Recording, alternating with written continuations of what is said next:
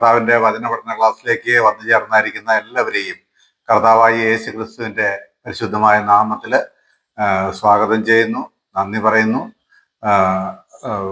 എല്ലാവർക്കും കർത്താവിന്റെ കൃപ ധാരാളമായിട്ട് ഉണ്ടാകട്ടെ എന്ന് പ്രാർത്ഥിക്കുന്നു. നമ്മൾ ഗലാത്യ ലേഖനം പഠിച്ചു വരികയാണല്ലോ. കഴിഞ്ഞ ആഴ്ചയിൽ നമ്മൾ ഗലാത്യ ലേഖനം 4-ാം അധ്യായത്തിന്റെ 11-ാമത്തെ വാക്യം വരെ നമ്മൾ പഠിക്കുകയുണ്ടായി. ഇന്ന് അതിന്റെ 12 മുതലുള്ളായിരിക്കുന്ന വാക്യങ്ങളാണ്, 12 മുതൽ 20 വരെയുള്ളായിരിക്കുന്ന വാക്യങ്ങളാണ് നമുക്ക് പഠിക്കാനുള്ളത്. 21 മുതൽ 31 വരെയുള്ളായിരിക്കുന്ന വാക്യങ്ങൾ ഞാൻ കഴിഞ്ഞ ആഴ്ച പറഞ്ഞതാണ്. അതുകൊണ്ട് തന്നെ അതിലേക്ക് ഞാൻ കടക്കുന്നില്ല. 20 വരെയുള്ളായിരിക്കുന്ന വാക്യങ്ങൾ നമ്മളിന്ന് ചിന്തിച്ചു കഴിഞ്ഞാൽ ഈ 4-ാം അധ്യായം പൂർത്തിയാകും എന്ന് ഞാൻ വിചാരിക്കുന്നു. നമുക്ക് ഒരുമിച്ച് പഠിക്കാം. കർത്താവ് നമ്മളെ അതിനായിട്ട് സഹായിക്കട്ടെ. ഞാൻ അതിന്റെ 12 മുതലുള്ളായിരിക്കുന്ന വാക്യങ്ങൾ ഒന്ന് വായിക്കാൻ ആഗ്രഹിക്കുന്നു. സഹോദരന്മാരെ, ഞാൻ നിങ്ങളെപ്പോലെ ആകയാൽ നിങ്ങളും എന്നെ പോലെ ആകുവാൻ ഞാൻ നിങ്ങളോട് അപേക്ഷിക്കുന്നു. നിങ്ങൾ എന്നോട് ഒരു അന്യായവും ഒരു അന്യായവും ചെയ്തിട്ടില്ല. ഞാൻ ശരീരത്തിലെ ബലഹീനത നിമിത്തം ഒന്നാമത് നിങ്ങളോട് സുവിശേഷം അറിയിപ്പാൻ സംഗതി വന്നു എന്ന് നിങ്ങൾ അറിയുന്നുവല്ലോ. എൻ്റെ ശരീര സംബന്ധമായി നിങ്ങൾക്കുണ്ടായ പരീക്ഷ നിമിത്തം നിങ്ങൾ നിന്നയോ വെറുപ്പോ കാണിക്കാതെ ദൈവദൂതനെ പോലെ ക്രിസ്തു യേശുവിനെ പോലെ എന്നെ കൈക്കൊള്ളുകയത്ര ചെയ്തത്. നിങ്ങളുടെ ഭാഗ്യ പ്രശംസ എവിടെ? എനിക്ക് കഴിയുമെങ്കിൽ നിങ്ങളുടെ കണ്ണ് ചൂന്നെടുത്ത് എനിക്ക് തരുമായിരുന്നു എന്നതിന് ഞാൻ സാക്ഷി. അങ്ങനെ ഇരിക്കെ നിങ്ങളോട് സത്യം പറഞ്ഞുകൊണ്ട് ഞാൻ നിങ്ങൾക്ക് ശത്രുവായി പോയോ? അവർ നിങ്ങളെക്കുറിച്ച് എരിവ് കാണിക്കുന്നത് ഗുണത്തിനായിട്ടല്ല, നിങ്ങളും അവരെക്കുറിച്ച് എരിവ് കാണിക്കേണ്ടതിന് അവർ നിങ്ങളെ പുറത്തിട്ട് അടച്ചു കളവാൻ ഇച്ഛിക്കുകയത്രേ ചെയ്യുന്നത്. ഞാൻ നിങ്ങളോട് കൂടെ ഇരിക്കുമ്പോൾ മാത്രമല്ല, എല്ലായ്പ്പോഴും നല്ല കാര്യത്തിൽ എരിവ് കാണിക്കുന്നത് നന്ന്. ക്രിസ്തു നിങ്ങളിൽ ഉരുവാകുവോളം ഞാൻ പിന്നെയും പ്രസവവേദനപ്പെടുന്നവരായ എൻ്റെ കുഞ്ഞുങ്ങളെ, ഇന്ന് നിങ്ങളുടെ അടുക്കൽ ഇരുന്ന് എൻ്റെ ശബ്ദം മാറ്റുവാൻ കഴിഞ്ഞിരുന്നു എങ്കിൽ കൊള്ളായിരുന്നു. ഞാൻ നിങ്ങളെക്കുറിച്ച് വിഷമിക്കുന്നു. ഇത്രയും വാക്യങ്ങളാണ് 4-ാം അധ്യായത്തിൽ നിന്ന് നമുക്കിനി പഠിക്കാനായിട്ടുള്ളത്. ഞാൻ കൂടുതൽ ഊന്നൽ കൊടുത്ത് സംസാരിക്കാൻ ആഗ്രഹിക്കുന്നത് 19-ഉം 20-ഉം വാക്യങ്ങളാണ്. 19-ഉം 20-ഉം വാക്യങ്ങൾ ഞാൻ കുറച്ച് കൂടുതൽ ഒത്തുവാക്യങ്ങളുടെ സഹായത്തോടെ എക്സ്പ്ലെയിൻ ചെയ്യാനായിട്ട് ഞാൻ ആഗ്രഹിക്കുന്നു. എന്നാൽ അതിൻ്റെ 12 മുതലുള്ളായിരിക്കുന്ന വാക്യങ്ങൾ ഞാൻ ഒന്ന് ഓടിച്ച് പറഞ്ഞു പോകാനാണ് ഞാൻ ആഗ്രഹിക്കുന്നത്. അവിടെ ഒരുപാട് നേരം നിന്ന് സംസാരിക്കേണ്ട വിഷയം അവിടെ ഇല്ലാത്തതുകൊണ്ടാണ് അങ്ങനെ ചെയ്യുന്നത്. ഓക്കെ, നമ്മൾ വായിച്ച 12-ാം വാക്യം, സഹോദരന്മാരെ, ഞാൻ നിങ്ങളെപ്പോലെ ആകിയാൽ നിങ്ങളും എന്നെ പോലെ ആകുവാൻ ഞാൻ നിങ്ങളോട് അപേക്ഷിക്കുന്നു എന്നാണ് നമ്മൾ 12-ാം വാക്യത്തിൽ വായിക്കുന്നത്. എന്താണ്? ഞാൻ നിങ്ങളോട് അപേക്ഷിക്കുന്നു, നിങ്ങൾ എന്നോട് ഒരന്യായവും ചെയ്തിട്ടില്ല. എന്താണ് പൗലോസ് അവിടെ പറയുന്നത്? ഞാൻ നിങ്ങളെപ്പോലെ ആകയാൽ നിങ്ങളും എന്നെ പോലെ ആകുവാൻ ഞാൻ നിങ്ങളോട് അപേക്ഷിക്കുന്നു എന്ന് പറഞ്ഞത്, അതായത് ഗലാത്യരോട് പറയുകയാണ് അവരുടെ തെറ്റായിരിക്കുന്ന ചിന്തകളും അവര് കേട്ട്, അതായത് ഞാൻ തുടക്കമൊക്കെ പറഞ്ഞല്ലോ, യെരുശലേമിലെ സഭയിൽ നിന്ന് വന്നവരായിരിക്കുന്നവർ ന്യായപ്രമാണം കൂടെ ചെയ്തെങ്കിലേ രക്ഷയുള്ളൂ എന്നുള്ളായിരിക്കുന്ന കാര്യം അവരെ പഠിപ്പിച്ച് അവരെ വശത്താക്കി കളഞ്ഞു. അതിലവർ വീണുപോയത് കൊണ്ട് പറയാണ്, താഴേക്ക് മേലെയുള്ള വാക്യങ്ങളെല്ലാം അത് തന്നെയാണല്ലോ പറഞ്ഞത്. അപ്പൊ അതുകൊണ്ട് പറയാണ്, സഹോദരന്മാരെ, ഞാൻ നിങ്ങളെപ്പോലെ ആകിയാൽ നിങ്ങളും എന്നെ പോലെ ആകുവാൻ ഞാൻ നിങ്ങളോട് അപേക്ഷിക്കുന്നു. നിങ്ങൾ എന്നോടൊരു അന്യായം ചെയ്തിട്ടില്ലല്ലോ എന്ന്. അവിടെ പറയുന്നതിന്റെ അർത്ഥം എന്തെന്നറിയാമോ? ഞാൻ ന്യായപ്രമാണ സംബന്ധമായിട്ട് എങ്ങനെയുള്ള ഒരു മനുഷ്യനായിരുന്നു എന്ന് നിങ്ങൾക്ക് എല്ലാവർക്കും അറിയാമല്ലോ. നമ്മൾ തിരുവെഴുത്തിൽ വായിക്കുന്നുണ്ട്, ഫിലിപ്പിയ ലേഖനം 3:5 ന്യായപ്രമാണം സംബന്ധിച്ച് പൗലോസ് തന്നെ കുറിച്ച് തന്നെ പറയുന്നതായിരിക്കുന്ന കാര്യം എന്ന് പറയുന്നത് ന്യായപ്രമാണം സംബന്ധിച്ച് പരീശൻ എന്നാണ്. എന്ന് പറഞ്ഞാൽ ഒരു പരീശന്റെ തീഷ്ണതയോടു കൂടെയും ഒരു പരീശനായും ജീവിച്ചതായിരിക്കുന്ന പൗലോസ് ന്യായപ്രമാണത്തിൽ എത്രമാത്രം ഉൾക്കാഴ്ച ഉള്ളവനായിരുന്നു എന്നുള്ളതും ആ ന്യായപ്രമാണത്തിന് വേണ്ടി താൻ എന്തുമാത്രം താന് അതിനുവേണ്ടി തീഷ്ണതയോടെ എരിഞ്ഞിരുന്നു എന്നുള്ളതും നിങ്ങൾക്കറിയാമല്ലോ എന്നാണ്. അതായത് കർത്താവായ യേശു ക്രിസ്തുവിനെ കണ്ടെത്തുന്നതിന് മുമ്പ് അപ്പോസ്തലനായിരിക്കുന്ന പൗലോസിന്റെ ജീവിതം എന്ന് പറയുന്നത് യഹൂദന്മാർക്ക് ലഭിച്ചതായിരിക്കുന്ന, മോശയിലൂടെ ലഭിച്ചതായിരിക്കുന്ന ന്യായപ്രമാണത്തിന് വേണ്ടിയിട്ട് ജീവൻ കൊടുക്കാൻ തയ്യാറായിരുന്ന ഒരു മനുഷ്യനായിരുന്നു. അതിനെതിരെ ആരെന്ത് പറഞ്ഞാലും അവരെ കല്ലെറിഞ്ഞു കൊല്ലുക, നശിപ്പിക്കുക എന്നുള്ളത് പൗലോസിന്റെ ഒരു തീരുമാനമായിരുന്നു. എന്നാൽ ഇന്ന് കർത്താവായ യേശുക്രിസ്തുവിനെ കണ്ടെത്തിയതിന് ശേഷം ഈ അപ്പോസ്തലനായിരിക്കുന്ന പൗലോസിൽ വന്നതായിരിക്കുന്ന മാറ്റം നമുക്ക് വളരെ വ്യക്തമായിട്ട് അറിയാം. അപ്പോസ്തലനായിരിക്കുന്ന പൗലോസ് പിന്നീട് താൻ ചെയ്തു പോന്നതും അനുഷ്ഠിച്ചു പോന്നതുമായിരിക്കുന്ന പലരെയും തടവിലാക്കുകയും കൊല്ലാൻ കൂട്ടുനിൽക്കുകയും ചെയ്തായിരിക്കുന്ന ആ കാര്യത്തെ അപ്പാടെ തള്ളിക്കളഞ്ഞുകൊണ്ട് അതിനെ ത്യജിച്ചുകൊണ്ട് യേശു ക്രിസ്തുവിനാൽ പിടിക്കപ്പെട്ട നാൾ മുതൽ യേശു ക്രിസ്തുവിന് വേണ്ടിയിട്ട് എത്രമാത്രം തീഷ്ണതയോടെ താൻ ജീവിക്കുന്നു, എരിയുന്നു എന്നുള്ളതായിരിക്കുന്ന കാര്യത്തെക്കുറിച്ചാണ് പൗലോസ് പറയുന്നത്. ഞാൻ നിങ്ങളെ പോലെ ആകിയാൽ നിങ്ങളും എന്നെ പോലെ ആകുവാൻ ഞാൻ നിങ്ങളോട് അപേക്ഷിക്കുന്നു എന്നാണ്. അതായത് ഞാൻ ഉപേക്ഷിച്ച് കളഞ്ഞ, ഞാൻ ത്യജിച്ചതായിരിക്കുന്ന എൻ്റെ വിശ്വാസത്തിലേക്ക്, അല്ലെങ്കിൽ എൻ്റെ മുൻകാല ന്യായപ്രമാണ വിശ്വാസത്തിലേക്കാണ് ഇന്ന് നിങ്ങൾ വന്നിരിക്കുന്നത്. എന്നാൽ ഞാൻ അതിനെ എത്രമാത്രം അതിൻ്റെ തെറ്റായിരിക്കുന്ന കാര്യങ്ങളെ മനസ്സിലാക്കുകയും അത് ത്യജിക്കുകയും ചെയ്തിട്ടാണ് യേശുക്രിസ്തുവിന്റെ അടുക്കിലേക്ക് വന്നത്. ആ യേശുക്രിസ്തുവിന്റെ അടുക്കിലേക്ക് ഞാൻ വന്ന് നിങ്ങളോട് ഈ സത്യം പറഞ്ഞ് നിങ്ങളെ ഈ വിധത്തിൽ പ്രബോധിപ്പിച്ച് നിങ്ങളെ ഉപദേശിച്ചപ്പോൾ ഞാൻ ആയിരിക്കുന്ന ആ അവസ്ഥയിലേക്കല്ലേ നിങ്ങളും ആയിരിക്കേണ്ടത്. അതുപോലെ തന്നെ നിങ്ങളും ഈ സത്യത്തെ മുറുകെ പിടിക്കണം. യേശു ക്രിസ്തുവിലുള്ള വിശ്വാസത്താൽ അല്ലാതെ ന്യായപ്രമാണത്തിൽ ഒരു ജഡവും നീതീകരിക്കപ്പെടുകയില്ല എന്നുള്ളതായിരിക്കുന്ന പരമസത്യം ഞാൻ നിങ്ങളോട് കൂടെ ഇരുന്നപ്പോൾ ഞാൻ നിങ്ങളോട് പറഞ്ഞിട്ടുണ്ട്. അപ്പൊ ആ ഞാൻ ആയിരിക്കുന്ന സ്ഥിതിയിലേക്ക് നിങ്ങളും എന്നെ പോലെ തന്നെ ആകണം എന്ന് ഞാൻ ഇച്ഛിക്കുന്നു, ആഗ്രഹിക്കുന്നു എന്നുള്ളതായിരിക്കുന്ന കാര്യമാണ് അവിടെ പറയുന്നത്. എന്നിട്ട് അവിടെ പറഞ്ഞത്, നിങ്ങൾ എന്നോട് ഒരു അന്യായവും ചെയ്തിട്ടില്ല.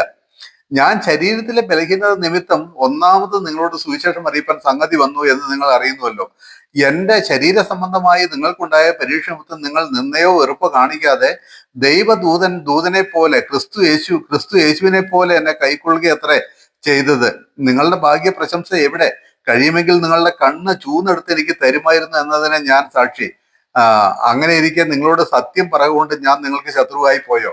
ഞാനത് പിന്നെയും വായിച്ചെന്താ അറിയോ? പൗലോസ് എന്താ പറയുന്നത് വെച്ചാല്, പൗലോസിന്റെ ഒന്നാം മിഷണറി യാത്രയിലാണ് ഗലാത്യരോട് സുവിശേഷം പറഞ്ഞത്. ഒന്നാം മിഷണറി യാത്രയിൽ.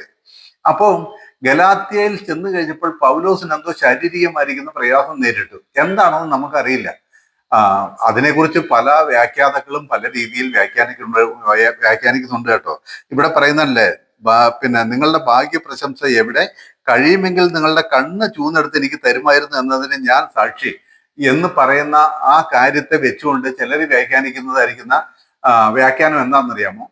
അതായത് നമുക്കറിയാലോ, 2 കൊരിന്ത്യർ 12 അധ്യായത്തിൽ പൗലോസ് സാത്താന്റെ ഒരു ദൂതനെ എന്റെ ശരീരത്തെ കുത്തുവാനായിട്ട് നിർത്തിയിരിക്കുന്നു, അത് നീങ്ങിപ്പോകേണ്ടതിന് ഞാൻ 3 പ്രാവശ്യം അപേക്ഷിച്ചു, എന്നാൽ എന്റെ കൃപ നിനക്ക് മതി, എന്റെ ശക്തി ബലഹീനതയിൽ നിനക്ക് തികഞ്ഞു വരും എന്ന് എന്നോട് പറഞ്ഞവൻ ആ രോഗം അല്ലെങ്കിൽ ആ പ്രശ്നം എന്താണേലും പൗലോസിന്റെ ശരീരത്തിൽ നിന്ന് മാറ്റിക്കളഞ്ഞില്ല എന്നാണ്. ആ പ്രശ്നം എന്താണെന്നും നമുക്കറിയില്ല. ഇവിടെ ചിലര് വ്യാഖ്യാനിക്കുന്ന ഈ വാക്യം വായിച്ചിട്ട് പറയുന്നത് കണ്ണിന് ഉണ്ടായതായിരിക്കുന്ന രോഗമാണ്, കണ്ണിന്റെ പ്രശ്നമാണെന്ന്. എന്ന് പറഞ്ഞാൽ അവർ അതിനെക്കുറിച്ച് പറയുന്നത്, കർത്താവായ യേശു ക്രിസ്തുവിനെ ദമസ്കോസിൽ വെച്ച് പൗലോസ് കണ്ടതിന്റെ കാരണത്താൽ, നേരിട്ട് കണ്ടതിന്റെ ആ വലിയ പ്രകാശം കണ്ടതിന്റെ കാരണത്താൽ പൗലോസിന്റെ കണ്ണ് പഴുത്ത് ഒഴുകിക്കൊണ്ടിരുന്നതായിരുന്നു എന്നും അതുകൊണ്ട് തന്നെ പൗലോസ് ആ കണ്ണിന്റെ രോഗത്താൽ പ്രയാസപ്പെട്ടിരുന്നു എന്നും അതാണ് തന്റെ ശരീരത്തിൽ ഉണ്ടായിരുന്നായിരിക്കുന്ന ശൂലം എന്നും ചിലര് വ്യാഖ്യാനിക്കാറുണ്ട്. പക്ഷെ സത്യം അതായിക്കൊള്ളുന്നില്ല കേട്ടോ. ഞാൻ അങ്ങനെ വിശ്വസിക്കുന്ന ഒരു വ്യക്തിയല്ല. ഞാൻ നിങ്ങളോട് പറഞ്ഞത് ഇങ്ങനെ ഒരു വ്യാഖ്യാനം ഉണ്ടെന്ന് നിങ്ങൾ മനസ്സിലാക്കാൻ വേണ്ടിയിട്ടാണ്. കണ്ണിന്റെ രോഗമായിരുന്നു എന്ന് പറയാണ്ട് പറ്റുകയില്ല. അവര് കണ്ണിന്റെ രോഗമായിരുന്നു എന്ന് പറയാൻ കാരണം, കഴിയുമെങ്കിൽ നിങ്ങളുടെ കണ്ണ് ചൂന്നെടുത്ത് എനിക്ക് തരുമായിരുന്നു എന്നതിന് ഞാൻ സാക്ഷി എന്ന് പറഞ്ഞ ഈ വാക്യം വെച്ചിട്ടാണ്. കണ്ണിന്റെ പ്രശ്നം കൊണ്ടാണ് പൗലോസ് ശാരീരിക ബലഹീനതകളാൽ ഒന്നാമത് ഗലാത്യരോട് സുവിശേഷം പറയാനായിട്ട് കാരണമുണ്ടായത് എന്ന് ചിലർ വ്യാഖ്യാനിക്കുന്നു. പക്ഷെ ഒന്ന് മനസ്സിലാക്കുക, എന്തായിരുന്നു പൗലോസിന്റെ ശരീരത്തിലെ ശൂലമെന്നോ പൗലോസ് അനുഭവിച്ചുകൊണ്ടിരുന്നിരിക്കുന്ന ആ ശാരീരിക വിഷമത എന്താണെന്നോ പൗലോസ് എവിടെയും പറഞ്ഞിട്ടില്ല. ഒന്നാമത്തെ കാര്യം എന്ന് പറഞ്ഞാൽ, പൗലോസിന്റെ ഒരു പ്രത്യേകത നിങ്ങൾ മനസ്സിലാക്കണേ. പൗലോസ് ഒരിക്കലും തന്നെ കുറിച്ച് ഉന്നതമായിരിക്കുന്ന കാര്യങ്ങൾ പറയാനോ ചിന്തിക്കാനോ ആഗ്രഹിക്കുന്ന ഒരാളല്ല. താൻ ഒരിക്കലും തൻ്റെ പേര് ഉയർത്തി കാണിക്കാനോ പ്രശംസ നേടാനോ താൻ ഒരിക്കലും ആഗ്രഹിച്ചിട്ടില്ല എന്നുള്ളതായിരിക്കുന്ന ഒരു കാര്യം നമ്മൾ മനസ്സിലാക്കണം. ഇപ്പൊ എഫേസോസിൽ വെച്ച് മൃഗയുദ്ധം ചെയ്തു എന്ന് നമ്മൾ വായിക്കുന്നുണ്ട്. പൗലോസ് അതിനെക്കുറിച്ച് ആകെ ഒരൊറ്റ വാക്ക് പറഞ്ഞത്, ഞാൻ എഫേസോസിൽ വെച്ച് മൃഗയുദ്ധം ചെയ്തത് വെറുതെ അല്ലോ എന്ന്. അതൊക്കെ വലിയ സംഭവങ്ങളാ. പിന്നെ കല്ലേറ് കൊണ്ട് മരിച്ചു പൗലോസ്, നമുക്കറിയാമല്ലോ. ലുസ്രയിൽ വെച്ച് കല്ലേറ് കൊണ്ട് മരിച്ചു. പക്ഷെ കല്ലേറ് കൊണ്ട് മരിച്ച പൗലോസ് ആ കല്ലേറിനെ കുറിച്ച് ആ കൊരിന്ത്യലേഖനത്തിൽ പറഞ്ഞത് ഒരു വട്ടം കല്ലേറ് കൊണ്ടു എന്ന് മാത്രമാണ്. നമ്മളൊക്കെ ആണെങ്കിൽ, അല്ലെങ്കിൽ ഇന്നത്തെ സുവിശേഷകരാണെങ്കിൽ, ഇന്നത്തെ പ്രസംഗകരാണെങ്കിൽ, ഓ, താൻ അനുഭവിച്ചതായിരിക്കുന്ന കഷ്ടങ്ങളെ കുറിച്ച് എത്രമാത്രം പൂഴ്ചയായിരിക്കും പറയുന്നറിയോ. ഞാൻ ഇങ്ങനെ അനുഭവിച്ചു, ഞാൻ ഇങ്ങനെയെല്ലാം പ്രയാസപ്പെട്ടു, ഞാൻ ഇങ്ങനെയെല്ലാം സഹിച്ചു എന്ന് പറഞ്ഞ് തന്റെ പ്രശംസയ്ക്ക് വേണ്ടിയിട്ട് ഈ ചെല്ലുന്നിടത്തെല്ലാം പ്രസംഗിക്കുന്നിടത്തെല്ലാം അത് പ്രസംഗിക്കും.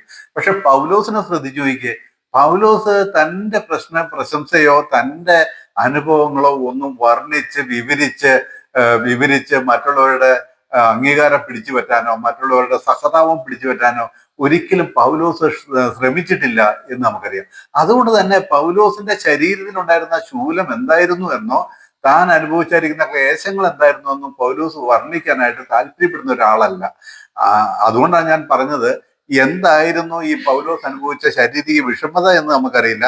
അവിടെ പറഞ്ഞത് ഇത്രയേ ഉള്ളൂ: ഞാൻ ശരീരത്തിലെ ബലഹീനത നിമിത്തം ഒന്നാമത് നിങ്ങളോട് സുവിശേഷം അറിയിപ്പാൻ സംഗതി വന്നു എന്ന് നിങ്ങൾ അറിയുന്നുവല്ലോ എന്നാണ്. എന്ന് പറഞ്ഞാൽ ഒന്നാം മിഷണറി യാത്രയിൽ ഗലാത്യയിൽ എത്തിയപ്പോഴേക്കും പൗലോസിന് എന്തോ പ്രശ്നങ്ങൾ നേരിട്ടു, ശാരീരികമായിട്ട് എന്തോ പ്രയാസങ്ങൾ നേരിട്ടു. ആ പ്രയാസം കൊണ്ട് ഗലാത്യയിൽ അനേക നാളുകൾ തങ്ങേണ്ടി വന്നു. അങ്ങനെ ഗലാത്യരുടെ സുവിശേഷം പറയാനായിട്ട് കാരണമായി എന്നാണ് പൗലോസ് പറയുന്നത്.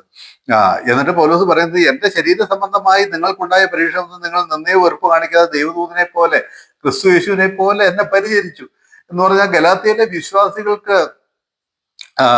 പൗലോസിനെ കുറിച്ച് വളരെ മതിപ്പായിരുന്നു. പൗലോസിലൂടെ ഈ സുവിശേഷം, സത്യത്തിന്റെ സുവിശേഷം കേട്ടതുകൊണ്ട്, ഈ സുവിശേഷം കേട്ടതിലൂടെ ആ ഗലാത്യയിലെ വിശ്വാസികൾ എല്ലാവരും തന്നെ പൗലോസിനെ വളരെ ക്രിസ്തു യേശുവിനെ പോലെ ദൈവദൂതനെ പോലെ കൈക്കൊണ്ട് ഈ സത്യം മനസ്സിലാക്കി അവര് അത്രമാത്രം ആനന്ദിച്ചിരുന്ന നാളുകളായിരുന്നു പൗലോസിന്റെ സാന്നിധ്യത്തിന്റെ ഗലാത്യയിലെ നാളുകൾ എന്നാണ് പൗലോസ് സാക്ഷ്യം പറയുന്നത്.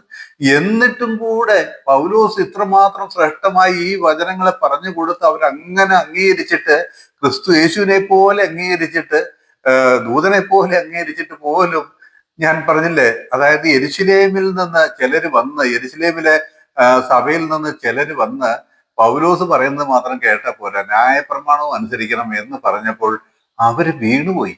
അവർ ആ കാര്യത്തിൽ നിന്ന് വീണുപോയി. അതുകൊണ്ട് പൗലോസോട് പറയുന്നത്, നിങ്ങളുടെ ഭാഗ്യ പ്രശംസ, 15 വാക്യം നോക്കിയേ, നിങ്ങളുടെ ഭാഗ്യ പ്രശംസ എവിടെ? എന്തായിരുന്നു അവരുടെ ഭാഗ്യ പ്രശംസ? പൗലോസിനെ ഞങ്ങളുടെ അടുക്കിലേക്ക് അയച്ച കർത്താവിന് നന്ദി പറയുകയും സ്തോത്രം ചെയ്യുകയും പൗലോസിലൂടെ ക്രിസ്തു യേശുവിന്റെ സുവിശേഷം കേൾക്കാൻ ഭാഗ്യം ലഭിച്ചതില് അവര് പ്രശംസിക്കുകയും ചെയ്തിരുന്നു. അത് എവിടെന്നാ ചോദിക്കുന്നത്? ഇപ്പൊ എവിടെ? നിങ്ങൾ ഈ തെറ്റായ ഉപദേശത്തിലേക്ക് വീണു പോയപ്പോൾ നിങ്ങളുടെ ആ പണ്ടത്തെ ഭാഗ്യം, ഞാൻ നിങ്ങളുടെ അടുക്കൽ വന്ന് സുവിശേഷം അറിയിച്ച നാളുകളിലെ ആ ഭാഗ്യ പ്രശംസ എവിടെ? നിങ്ങളത് തള്ളിക്കളഞ്ഞില്ലേ? എന്നെ നിങ്ങൾ സ്വീകരിച്ചൊരു ദൈവദൂതനെ പോലെ അല്ലായിരുന്നോ? എന്നിട്ട് അതൊക്കെ നിങ്ങൾ ഇത്ര ക്ഷണത്തിൽ മറന്നുപോയോ? ഇത്ര വേഗത്തിൽ നിങ്ങൾ തള്ളിക്കളഞ്ഞുവോ എന്ന് ചോദിക്കുന്ന കാര്യമാണ് ഇവിടെ കാണുന്നത്. അതുകൊണ്ട് തന്നെ അതുകൊണ്ടാണ് ഞാൻ പറഞ്ഞത്, ആ കാര്യങ്ങളൊക്കെ വായിക്കുമ്പോൾ തന്നെ നമുക്ക് മനസ്സിലാകും. അതുകൊണ്ട് ഞാൻ അവിടെ അധികം നേരം നിൽക്കുന്നില്ല എന്നാണ് ഞാൻ പറയുന്നത്. അപ്പൊ ഈ ശരീര സംബന്ധമായി പൗലോസിന് എന്തോ പ്രശ്നമുണ്ടായി, അതിന്റെ പേരിലാണ് ഗലാത്യയിൽ സുവിശേഷം പറയാനായിട്ട് ഇടവന്നത്. ഗലാത്യ പ്രവിശ്യയെ കുറിച്ച് ഞാൻ നിങ്ങളോട് ഒന്നാം വീഡിയോയിൽ, ഒന്നാം മെസ്സേജിൽ പറഞ്ഞിരുന്നല്ലോ. വലിയൊരു പ്രവിശ്യയാണ്. അവിടെ പൗലോസ് രോഗിയായി കിടപ്പിലായതുകൊണ്ടോ, കിടപ്പിലായോന്നൊന്നും അറിയില്ല, രോഗിയായി അവിടെ നിന്ന് മറ്റെവിടേക്ക് യാത്ര ചെയ്യാൻ പറ്റാതെ വണ്ണം കുറെ നാളുകൾ അവിടെ തങ്ങേണ്ടി വന്നതുകൊണ്ട് എന്തൊരു അനുഗ്രഹം ഉണ്ടായെന്നറിയാമോ?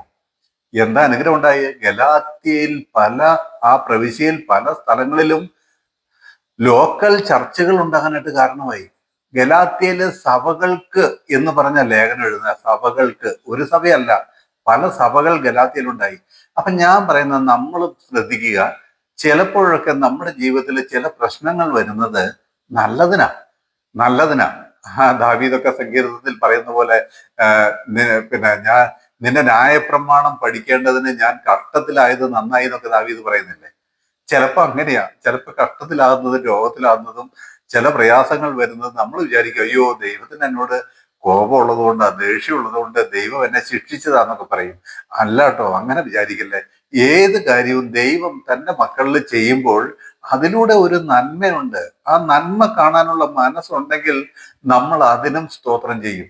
അതിനും, ആ രോഗത്തിന് അല്ലെങ്കിൽ ആ പ്രയാസത്തിന്, ആ അപകടത്തിന്, ആ പ്രശ്നം എന്ത് തന്നെയാണേലും അതിനും ദൈവമേ സ്തോത്രം, ഇത് നിന്റെ ഹിതമാണ്, ഇതിലൂടെ നീ ഒരു കാര്യം എന്നെക്കുറിച്ച് നിശ്ചയിക്കുന്നുണ്ട്, അതുകൊണ്ടാണ് എനിക്കിങ്ങനെ വന്നത് എന്ന് പറയാനായിട്ട് നമ്മൾ പഠിക്കും. അതൊക്കെ ജീവിതത്തിന്റെ പല ഘട്ടങ്ങളിലൂടെ കടന്നു പോകുമ്പോഴാണ് നമ്മൾ പഠിക്കുക. എപ്പോഴും സുഖമായിരിക്കണം എന്നല്ലേ നമ്മളൊക്കെ ചിന്തിക്കുന്നത്. എപ്പോഴും സുഖമായിരിക്കണം, യാതൊരു പ്രശ്നം ഉണ്ടാകരുത്, യാതൊരു ബുദ്ധിമുട്ട് നേരിടരുത്. അതായത് സുഗമമായിട്ട് ജീവിതം ഒരു തടസ്സവും കൂടാതെ മുമ്പോട്ട് ഒഴുകണം എന്ന് ആഗ്രഹിക്കുന്നവരാണ് നമ്മളൊക്കെ. പക്ഷെ യഥാർത്ഥത്തിൽ മനസ്സിലാക്കുക, ക്രിസ്തീയ ജീവിതം അങ്ങനെയുള്ളതല്ല. ക്രിസ്തീയ ജീവിതം പ്രതിസന്ധികൾ ഉള്ളതാണ്, പ്രശ്നങ്ങൾ ഉള്ളതാണ്, പ്രയാസങ്ങൾ ഉള്ളതാണ്. ചിലപ്പോൾ സാമ്പത്തിക ബുദ്ധിമുട്ടുകളായിരിക്കാം, ചിലപ്പോൾ രോഗങ്ങളായിരിക്കാം, ചിലപ്പോൾ നമ്മുടെ വേണ്ടപ്പെട്ടവരുടെ വേർപാടുകളായിരിക്കാം. ക്രിസ്തീയ ജീവിതം പലപ്പോഴും അങ്ങനെയാണ്. പക്ഷെ എന്തുകൊണ്ട് എന്ന് ചോദിക്കാൻ, ദൈവത്തോട് ചോദിക്കാൻ നമുക്ക് അവകാശമില്ല, നമുക്ക് അധികാരമില്ല. നമ്മുടെ ജീവിതം മുഴുവൻ ദൈവത്തിന്റെ കരങ്ങളാൽ സൂക്ഷിക്കപ്പെട്ടിരിക്കുന്നു എന്നുള്ളത് കൊണ്ട് നമ്മുടെ കർത്താവ്, നമ്മുടെ പിതാവായിരിക്കുന്നവരുടെ ഇഷ്ടം പോലെയാണ് നമ്മളെ നടത്തുന്നത്, ഇഷ്ടം പോലെയാണ് നടത്തുന്നത്. അപ്പൊ അതുകൊണ്ട് ചോദ്യം ചെയ്യാൻ നമുക്ക് അവകാശമില്ല. അപ്പോസ്തലനായിരിക്കുന്ന പൗലോസ് ഫിലിപ്പിലേഖനത്തിൽ പറയുന്ന പോലെ നമുക്ക് എന്തേ ചെയ്യാൻ പറ്റുള്ളൂ? എല്ലാത്തിനും സ്തോത്രം ചെയ്യുക, എല്ലാത്തിനും സ്തോത്രം ചെയ്യുക. ഇത് നമ്മളെ കുറിച്ചുള്ളായിരിക്കുന്ന ഉദ്ദേശം. അത് നല്ലതിനും തീയതിനും, അതായത് നമ്മള് നല്ലതെന്നോ തീയതെന്നോ ഒക്കെ കാണുന്ന പല കാര്യമുണ്ടല്ലോ, അതൊക്കെ നേരിടുമ്പോൾ നമ്മുടെ ജീവിതത്തിൽ ദൈവത്തിന് സ്തോത്രം ചെയ്യാൻ പഠിച്ചു നോക്കിയേ. ഒരു വലിയ ചലഞ്ചായിരിക്കും അത്. ഏത് സന്ദർഭത്തിലും ദൈവത്തിന് സ്തോത്രം ചെയ്യാൻ പഠിച്ചാൽ അത് നമ്മുടെ ജീവിതത്തെ മാറ്റിമറിക്കും. നിങ്ങൾ ശ്രദ്ധിച്ചു നോക്കിയേ, ഏത് പ്രശ്നത്തിലും ബുദ്ധിമുട്ടിലും കർത്താവെ സ്തോത്രം എന്ന് പറയാൻ പഠിച്ചാൽ അത് നമ്മുടെ ജീവിതത്തിൽ വലിയ വ്യത്യാസങ്ങൾ വരുത്തും എന്നുള്ളതിൽ ഒട്ടും സംശയമില്ല, ഒട്ടും സംശയമില്ല. മനസ്സിലാക്കുക, ദൈവം ചെയ്യുന്നതെല്ലാം നന്മയ്ക്കാണ്. തൻ്റെ മക്കൾക്ക് വേണ്ടി ഒരുക്കുന്നതെല്ലാം നന്മയ്ക്കാണ്. ഞാൻ എം ഇ ചെറിയാൻ സാറിനെ കുറിച്ച്, പറഞ്ഞത് നിങ്ങൾക്ക് അറിയായിരിക്കും തോന്നുന്നു. ബ്രദറൻ സഭയിലെ ഒരു സുവിശേഷകനായിരുന്നു, മരിച്ചുപോയി. അദ്ദേഹത്തിന്റെ മക്കളൊക്കെ ഇപ്പോൾ പിന്നെ കോയമ്പത്തൂർ ആ ഭാഗങ്ങളിലൊക്കെ ഉണ്ട്. അദ്ദേഹത്തെ കുറിച്ച് ഞാനിങ്ങനെ കേട്ടിട്ടുണ്ട്. അദ്ദേഹം ഒരു അധ്യാപകനായിരുന്നു. അദ്ദേഹം ആ അധ്യാപന ജോലി രാജിവെച്ച് സുവിശേഷ വേലയ്ക്ക് ഇറങ്ങിയപ്പോൾ ചെറുപ്രായമായിരുന്നു. താനും തന്റെ ഭാര്യയും കൂടെ കോയമ്പത്തൂർ ഭാഗത്തേക്ക് പോയി. അവിടെ ചെന്നിട്ട് പല നാളുകള് താന് പൈപ്പ് വെള്ളം കുടിച്ച്, പച്ചവെള്ളം മാത്രം, പൈപ്പിലെ വെള്ളം മാത്രം കുടിച്ച് കഴിയേണ്ടി വന്നു. പക്ഷെ അതിനെക്കുറിച്ച് അദ്ദേഹം എഴുതിയത്, ഓരോ ദിവസവും പട്ടിണി കിടക്കുമ്പോൾ എൻ്റെ ദൈവത്തെ സ്തുതിക്കാൻ എനിക്ക് കഴിഞ്ഞു എന്നാ പറഞ്ഞത്. എൻ്റെ ദൈവത്തെ സ്തുതിക്കാൻ എനിക്ക് കഴിഞ്ഞു. പല ദിവസങ്ങൾ പട്ടിണി കിടന്നു. അങ്ങനെ ഇരുന്നപ്പോൾ ഏതോ ഒരു മനുഷ്യന് തോന്നി, ഇന്ന സ്ഥലത്ത്, ഇന്ന വീട്ടില്, അല്ലെങ്കിൽ വീടെന്നൊന്നും പറയാനല്ല, ഒരു റൂമാണ്, അവർ 2 റൂമിൽ താമസിക്കുന്നത്. അവിടെ ഒരാൾക്ക് കുറച്ച് ഭക്ഷണം, കുറച്ച് അരി, കുറച്ച് ഭക്ഷണ സാധനങ്ങൾ കൊണ്ടുപോയി എത്തിക്കാൻ ആർക്കോ ദൈവാത്മാവ് തോന്നിപ്പിച്ചു. അദ്ദേഹം കൊണ്ടുവന്ന്, ഞാനൊരു കുറച്ച് അരി കൊണ്ടു തരട്ടെ, അരി കൊണ്ടുവന്നിട്ടുണ്ട്, അത് നിങ്ങൾ കഞ്ഞി കഴിക്കണമെന്നൊക്കെ പറഞ്ഞ് അവരെ ഏൽപ്പിച്ചു. അങ്ങനെ ഏറിയ നാളുകൾക്ക് ശേഷമാണ് അല്പം കഞ്ഞി കുടിക്കുന്നതെന്ന് പറഞ്ഞ അദ്ദേഹം. അപ്പം അപ്പോഴും പട്ടിണി കിടക്കുമ്പോഴും സ്തോത്രം ചെയ്യാൻ പറ്റുമോ? കർത്താവിനെ സ്തുതിക്കാൻ പറ്റുമോ? ഇതാണ് ക്രിസ്തീയ ജീവിതം. അതിലെ ദൈവം നമ്മളെ വിശ്വസ്തരായി എണ്ണുന്നത്. അപ്പം പൗലോസും അങ്ങനെ പല ഘട്ടങ്ങളിലൂടെ കടന്നു പോയപ്പോഴും പൗലോസ് ഇതൊന്നും എണ്ണി വിവരിച്ച് പ്രശംസ നേടിയില്ല. അത് നമ്മൾ ഓർക്കണം. എന്തുമാത്രം കപ്പൽ ഛേദത്തിലാകപ്പെട്ടതും, രാപ്പകൽ വെള്ളത്തിൽ കഴിച്ചതും, കല്ലേറ് കൊണ്ട് മരിച്ചതും, പിന്നെ മൃഗയുദ്ധം ചെയ്തതും ഒക്കെ ഓരോ വാക്കുകളിൽ മാത്രം പ്രശംസിക്കുന്നതിനാൽ പ്രയോജനമില്ല, എന്നാൽ അത് ആവശ്യമായി വന്നിരിക്കുന്നു. ഞാനോ എൻ്റെ ബലഹീനതകളിൽ അല്ലാതെ പ്രശംസിക്കുകയില്ല എന്നൊക്കെ പറഞ്ഞിട്ട് ചില പോയിന്റ് മാത്രം പറഞ്ഞു. പൗലോസ് അപ്പോസ്തലൻ അനുഭവിച്ചതുപോലെ നിങ്ങൾക്കറിയാമോ? 12 അപ്പോസ്തലന്മാരിൽ ആരും അനുഭവിച്ചിട്ടില്ല, ഒരുത്തനും അനുഭവിച്ചിട്ടില്ല. ആരാ കല്ലേറ് കൊണ്ട് മരിച്ചത് പൗലോസിനെ പോലെ? വേറെ ഏത് അപ്പോസ്തലന്? പത്രോസ് അവസാന നാളില് നമുക്കറിയാം, പത്രോസ് ക്രൂശിൽ തറയ്ക്കപ്പെട്ട് കൊല്ലപ്പെട്ടു എന്നൊക്കെ ചരിത്രം പറയുന്നുണ്ട്. അതെല്ലാം ഞാൻ അംഗീകരിക്കുന്നത്. എന്നാൽ ജീവിച്ചിരുന്ന നാളുകളിൽ അവർക്കൊന്നും വലിയ കഷ്ടപ്പാടുണ്ടായില്ല. പക്ഷെ പൗലോസ് ഇതെല്ലാം സഹിച്ചു. എന്നിട്ട് പൗലോസ് പറഞ്ഞു, എനിക്ക് ജീവിക്കുന്നതിനേക്കാൾ ലാഭം എനിക്ക് മരിക്കുന്നതാണെന്ന് പറഞ്ഞു. എനിക്ക് ജീവിക്കുന്നതിനേക്കാൾ ലാഭം മരിക്കുന്നതാണ്. ഞാൻ എന്തിനതൊക്കെ പറഞ്ഞറിയോ? ഈ ഗലാത്യരോട് സുവിശേഷം പറയാൻ പൗലോസിന്റെ ശരീരത്തിൽ ഉണ്ടായിരിക്കുന്ന എന്തോ പ്രയാസം, എന്തോ ആവട്ടെ, എനിക്ക് അറിഞ്ഞുകൂടെ എന്താണെന്നൊന്നും പറയാൻ, ബൈബിളിൽ പറയാത്തൊരു കാര്യം പറയാൻ ഞാൻ ഉദ്ദേശിക്കുന്നുമില്ല. ആ പ്രയാസം കൊണ്ടാണ് പൗലോസ് അവിടെ പോയതും അവരോട് സുവിശേഷം പറഞ്ഞതും. പൗലോസിനെ കണ്ടു കിട്ടി, അല്ലെങ്കിൽ പൗലോസിലൂടെ സുവിശേഷം കേട്ട അവര് പൗലോസിനെ വളരെ ആഹ്ലാദത്തോടെയാ സ്വീകരിച്ച്, വളരെ ആഹ്ലാദത്തോടെ. എന്നിട്ടും കണ്ടില്ലേ, ഒരു സാഹചര്യം വന്നപ്പം പൗലോസിനെ തള്ളിപ്പറഞ്ഞു, പൗലോസിന്റെ സുവിശേഷവും തള്ളിപ്പറഞ്ഞ് അവര് ന്യായപ്രമാണത്തിലേക്ക് തിരിഞ്ഞു. ഇതാ പൗലോസ് പറയുന്നത്, നിങ്ങളുടെ ഭാഗ്യ പ്രശംസ എവിടെ? കഴിയുമെങ്കിൽ നിങ്ങളുടെ കണ്ണ് ചൂന്നെടുത്ത് എനിക്ക് തരുമായിരുന്നല്ലോ. ഈ കണ്ണ് ചൂന്നെടുത്ത് തരിക എന്നൊക്കെ ഉള്ളത് ഒരു ചൊല്ല എന്നാ പറയുന്നത്. അതായത് ഒരു മനുഷ്യൻ തന്റെ കണ്ണ് ചൂന്നെടുത്ത് മറ്റൊരുത്തിന് കൊടുക്കുക എന്ന് പറഞ്ഞാൽ അത്രത്തോളം ആ മനുഷ്യനെ മാനിച്ചു, അത്രത്തോളം ആ മനുഷ്യന് വേണ്ടി സമർപ്പണമുള്ളവരായിരുന്നു എന്ന അതിന്റെ അർത്ഥം. അപ്പൊ അത്രയ്ക്ക് നിങ്ങൾ എന്നെ സ്വീകരിച്ചില്ലേ, അത്രത്തോളം നിങ്ങൾ എന്നെ കണ്ടില്ലേ, എന്നിട്ട് എന്ത് പറ്റി, എങ്ങനെ നിങ്ങൾ വീണു പോയി എന്നാണ് പൗലോസ് ഇവിടെ ചോദിക്കുന്നത് എന്നുള്ളത് മനസ്സിലാക്കുക.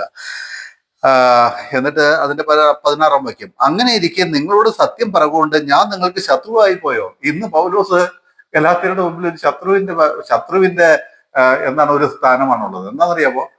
അയ്യോ, ഈ പറയുന്ന യെരുശലേമിലെ ആളുകൾ വന്ന് ന്യായപ്രമാണം അനുസരിച്ചിരിക്കും രക്ഷപ്പെടുകയില്ലെന്ന് പറഞ്ഞപ്പോ പൗലോസ് ഞങ്ങളെ വഞ്ചിക്കുകയായിരുന്നോ? പൗലോസ് ഞങ്ങളെ ചതിക്കുകയായിരുന്നോ?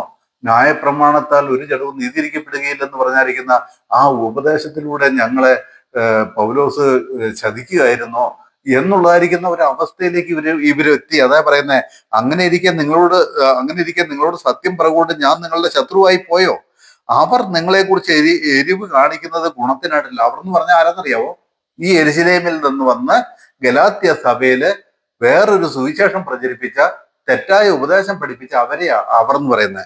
അതാണ് അവിടെ പറയുന്നത്, അവർ നിങ്ങളെക്കുറിച്ച് എരിവ് കാണിക്കുന്ന ഗുണത്തിനായിട്ടല്ല, നിങ്ങളും അവരെ കുറിച്ച് എരിവ് കാണിക്കേണ്ടതിന് അവർ നിങ്ങളെ പുറത്തിട്ട് അടച്ചു കളവാൻ ഇച്ഛിക്കാത്രേ ചെയ്യുന്നത്.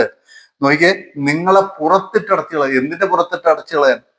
അവര് ആ യെരുശലേമിൽ നിന്ന് വന്ന് നിങ്ങളോട് ഈ തെറ്റായ ഉപദേശം പറഞ്ഞ് പഠിപ്പിച്ചവരുണ്ടല്ലോ, അവര് നിങ്ങളോട് എരിവ് കാണിച്ചത് നിങ്ങളുടെ ഗുണത്തിനായിട്ടല്ല, നിങ്ങളെ ഈ കൃപയുടെ ആ വലിയ സംരക്ഷണത്തിൽ നിന്ന് പുറത്താക്കി കളയാനുള്ളായിരിക്കുന്ന കാര്യം അവർ ചെയ്തത്.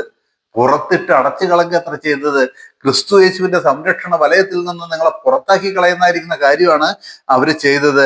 അവർ നിങ്ങളെക്കുറിച്ച് എരിവ് കാണിക്കുന്ന ഗുണത്തിനായിട്ടില്ല, നിങ്ങളും അവരെക്കുറിച്ച് എരിവ് കാണിക്കേണ്ടതിന് അവർ നിങ്ങളെ പുറത്തിട്ട് അടച്ചു കളയുക അത്ര ചെയ്തത്. ഞാൻ നിങ്ങളോട് കൂടെ ഇരിക്കുമ്പോൾ മാത്രമല്ല, എല്ലായ്പ്പോഴും നല്ല കാര്യത്തിൽ എരിവ് കാണിക്കുന്നത് നല്ലത്. ഞാൻ അന്ന് നിങ്ങളുടെ കൂടെ ഇരുന്ന നാളുകളിൽ നിങ്ങൾക്ക് എന്നെ കുറിച്ച് വലിയ എരിവായിരുന്നു. ഞാൻ പറഞ്ഞ സുവിശേഷം അനുസരിക്കാനും വിശ്വസിക്കാനും നിങ്ങൾക്ക് വലിയ തീഷ്ണതയായിരുന്നു. എന്നാല് ഞാൻ അവിടെ ഇല്ലാത്തപ്പോഴും അവിടെ ഉള്ളപ്പോഴും എല്ലാം ഈ എരിവ് നിങ്ങൾ ഉണ്ടായിരുന്നെങ്കിൽ എത്ര നന്നായിരുന്നു. സുവിശേഷത്തിന് വേണ്ടി, സത്യത്തിന് വേണ്ടി ഈ എരിവുണ്ടായിരുന്നെങ്കിൽ എത്ര നന്നായിരുന്നു. എന്റെ പ്രിയമുള്ളവരെ, ഞാനൊന്ന് പറയട്ടെ, കൃപയുടെ സുവിശേഷം ഞാനും തോമസ് സാറും ഒക്കെ യൂട്യൂബിലൂടെയും മറ്റും ഒക്കെ പറഞ്ഞ്, നേരിട്ട് പറയാൻ പറ്റുന്നിടത്ത് നേരിട്ട് പറഞ്ഞും, ക്ലാസ് എടുക്കാൻ പറ്റുന്നിടത്ത് ക്ലാസ് എടുത്ത് പറഞ്ഞും ഒക്കെ ഞങ്ങൾ പലരോടും ഈ കാര്യം പറയുന്നുണ്ട്.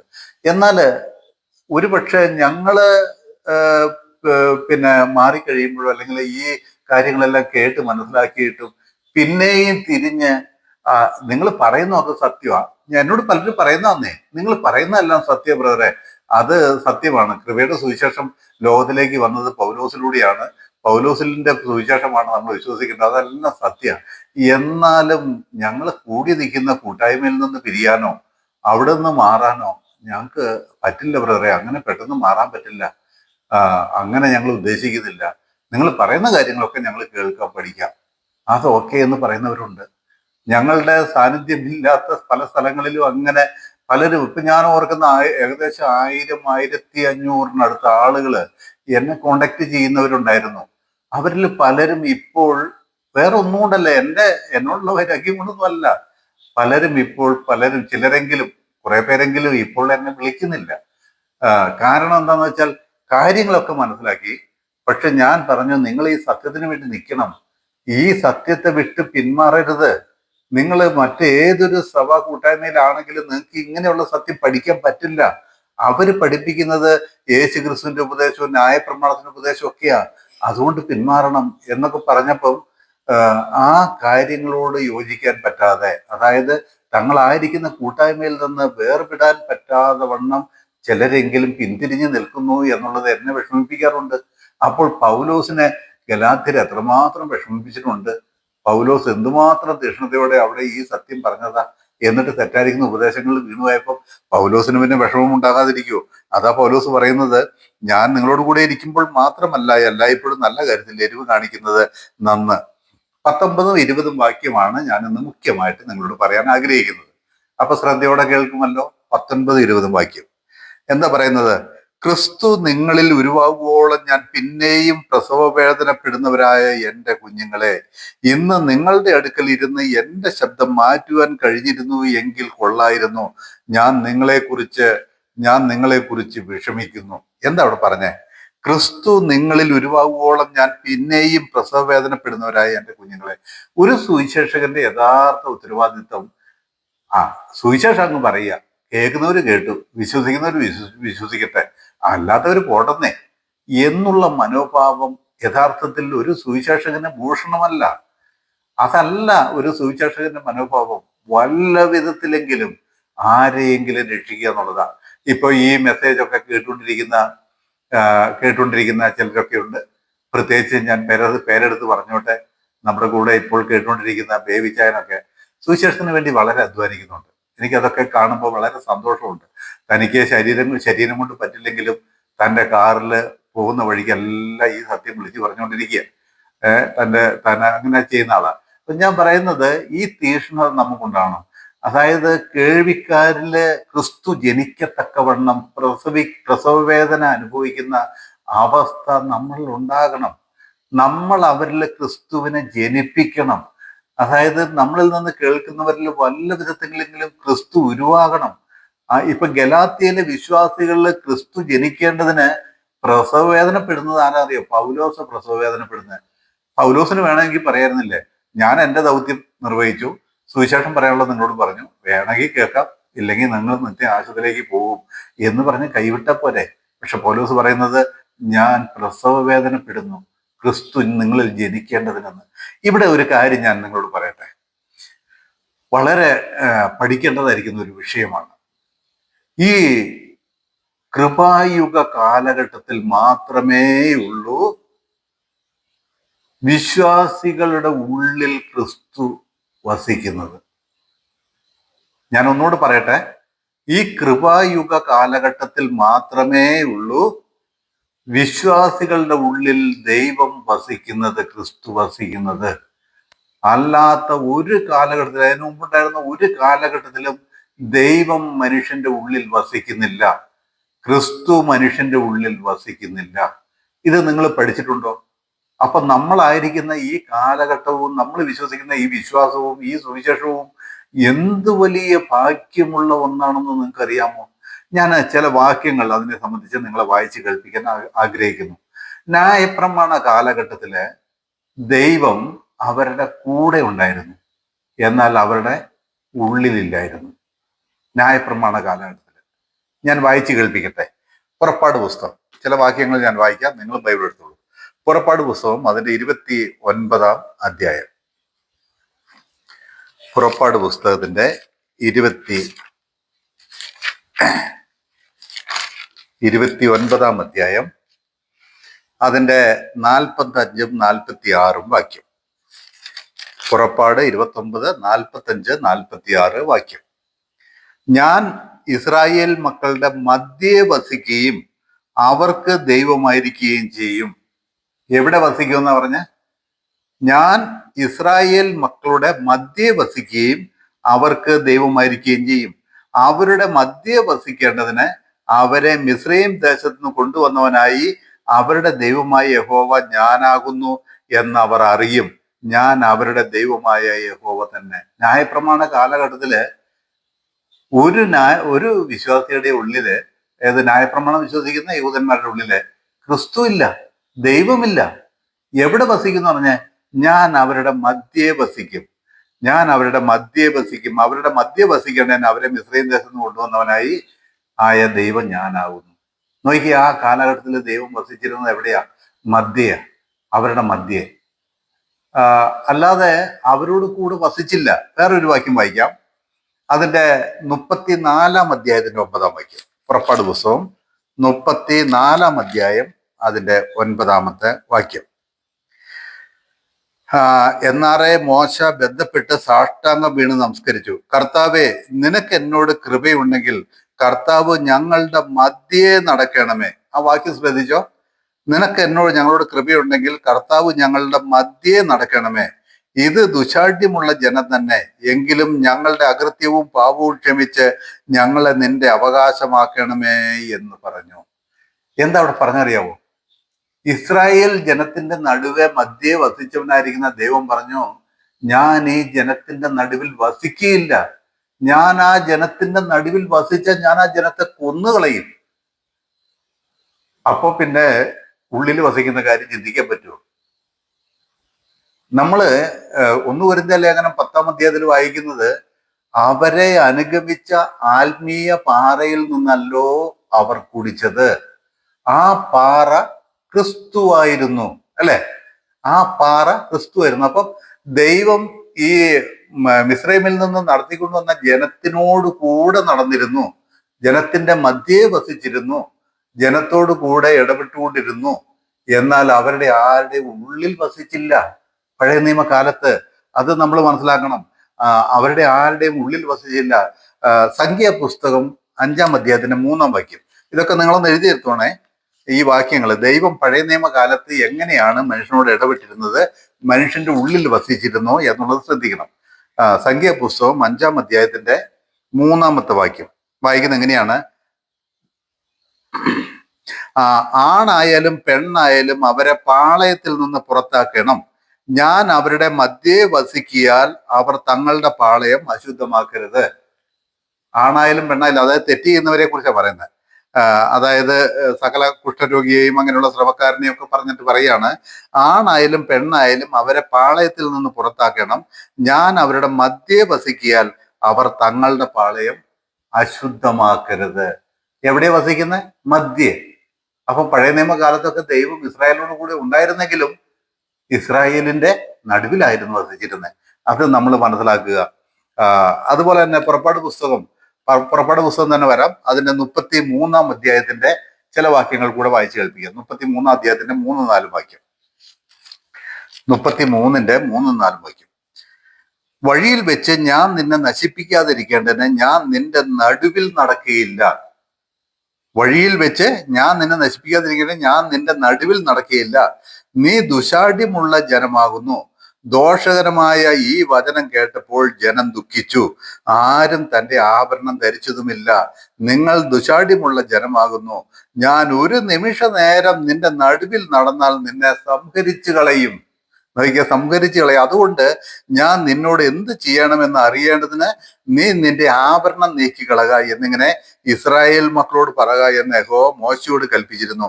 അങ്ങനെ ഹോരേബ് പർവ്വതത്തിങ്കൽ തുടങ്ങി ഇസ്രായേൽ മക്കൾ ആഭരണം ധരിച്ചില്ല. എന്താ അവിടെ പറഞ്ഞതിന്റെ അർത്ഥം എന്നറിയാമോ? ഞാൻ ഈ ദുശാഠ്യമുള്ള ജനത്തിന്റെ മധ്യേ വസിച്ചാൽ ഞാൻ ആ ജനത്തെ കൊന്നുകളയും. എപ്പോഴും അനുസരണക്കേടാണ്.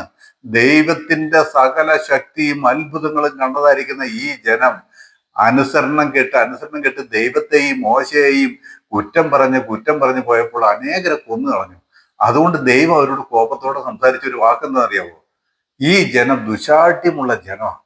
അതുകൊണ്ട് ഞാൻ ഇനി അവരുടെ നടുവേ നടക്കുകയില്ല, അവരുടെ നടുവിൽ വസിക്കുകയില്ല എന്ന് പറഞ്ഞു. അതുകൊണ്ട് ജനത്തോട് പറഞ്ഞു, അവരുടെ എന്താ പറയുന്നത്, അവരുടെ പിന്നെ ആഭരണങ്ങൾ നീക്കിക്കളയാൻ പറഞ്ഞു. എന്താ ഈ ആഭരണങ്ങൾ കളയാൻ പറഞ്ഞത്? അതുകൊണ്ട് ഹോരേബ് പർവ്വതം മുതൽ ഇസ്രായേൽ ജനത ആഭരണം നീക്കിക്കളഞ്ഞു എന്ന് പറയുന്നുണ്ട്. എന്താ കാരണം എന്നറിയാമോ? അവിടെ ഈ മിസ്രൈമിൽ നിന്ന് പോരുമ്പോൾ, ഈ മിസ്രൈമിലായിരുന്നല്ലോ അത്രയും കാലം, 400 വർഷം മിസ്രൈമിലായിരുന്നല്ലോ. അവരുടെ ഈ കുണുക്കുകളും അവരുടെ പിന്നെ ആഭരണങ്ങളിലൊക്കെ എന്തിന്റെ ചിഹ്നമാ ഉള്ളതെന്നറിയാമോ? മിസ്രൈമ്യ ദേവീ ദേവന്മാരുടെ ചിഹ്നമാ ഉള്ളത്. അതായത് ചിഹ്നം എന്ന് പറഞ്ഞാൽ അങ്ങനത്തെ കൊത്തുമണി ഉള്ളതായിരിക്കുന്ന ആഭരണങ്ങൾ അവർ ധരിച്ചിരുന്നത്. അതുകൊണ്ട് നിങ്ങളുടെ ആഭരണം ഊരിക്കളയാൻ പറഞ്ഞു. അങ്ങനെ ഹോരേബ് പർവ്വതം മുതൽ ഇസ്രായേൽ ജനത ആഭരണം ധരിച്ചില്ലെന്ന് നമ്മൾ വായിക്കുന്നത്. ആഭരണം ധരിച്ചില്ല. അങ്ങനെയുള്ള ആഭരണമായിരുന്നു. ഇന്ന് നമ്മളില് എന്താണ് ഇങ്ങനെയുള്ളതായിരിക്കുന്ന ദേവീ ദേവന്മാരുടെയോ ചിഹ്നങ്ങളൊക്കെ ഉള്ളതായിരിക്കുന്ന ആഭരണങ്ങൾ ആരെയും ധരിക്കുന്നുണ്ടോ? ദൈവകൃപയാൽ ആഭരണം പോലും ധരിക്കുന്നില്ല എന്നുള്ളത് ഒരു ഭാഗ്യം. എന്നാൽ ആഭരണം ധരിക്കരുതെന്ന് ബൈബിളിൽ പറഞ്ഞിട്ടില്ല. തീർച്ചയായിട്ടും ആഭരണം ധരിക്കുന്നത് ഒരു തെറ്റൊന്നുമല്ല. അത് ഞാൻ കൂടെ പറയട്ടെ. എന്നാൽ ഇങ്ങനെയുള്ളതായിരിക്കുന്ന എന്താണ് ഈ മിഥ്യമൂർത്തികളുടെ ചിഹ്നം ഉള്ളായിരിക്കുന്ന ആഭരണവും ധരിച്ചേക്കരുതേ. അത് ഞാൻ പറഞ്ഞോട്ടെ, ദൈവത്തിന് അത് വെറുപ്പാണ്, അത് ഓർക്കുക.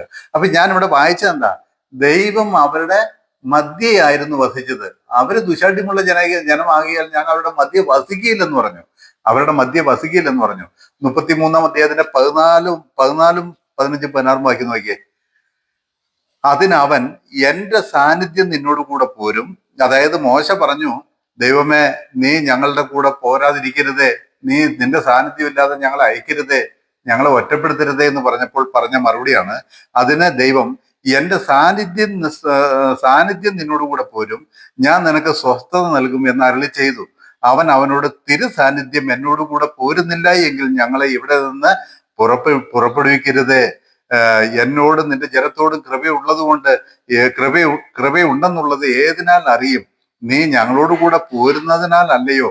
അങ്ങനെ ഞാനും നിന്റെ ജനവും ഭൂതലത്തിലുള്ള സകല ജാതികളിലും വെച്ച് വിശേഷതയുള്ളവരായിരിക്കും. അപ്പൊ ഇവിടുന്നൊക്കെ ഞാൻ എന്താ പറയാൻ ഉദ്ദേശിച്ചത്? പഴയ നിയമകാലത്ത് ഇസ്രായേൽ ദൈവ സാന്നിധ്യം അനുഭവിച്ചിരുന്നു, എന്നാൽ അവരിൽ ദൈവമില്ലായിരുന്നു. ഇസ്രായേലിൽ ആ ജനത്തിന്റെ ഉള്ളിൽ ദൈവമില്ലായിരുന്നു. ദൈവം അവരുടെ മധ്യയായിരുന്നു വസിച്ചത്. ശരി, അടുത്ത ഘട്ടം. ആ കാര്യം നിങ്ങൾക്ക് മനസ്സിലായല്ലോ. ഇനി രണ്ടാം ഘട്ടത്തിലേക്ക് വരാം.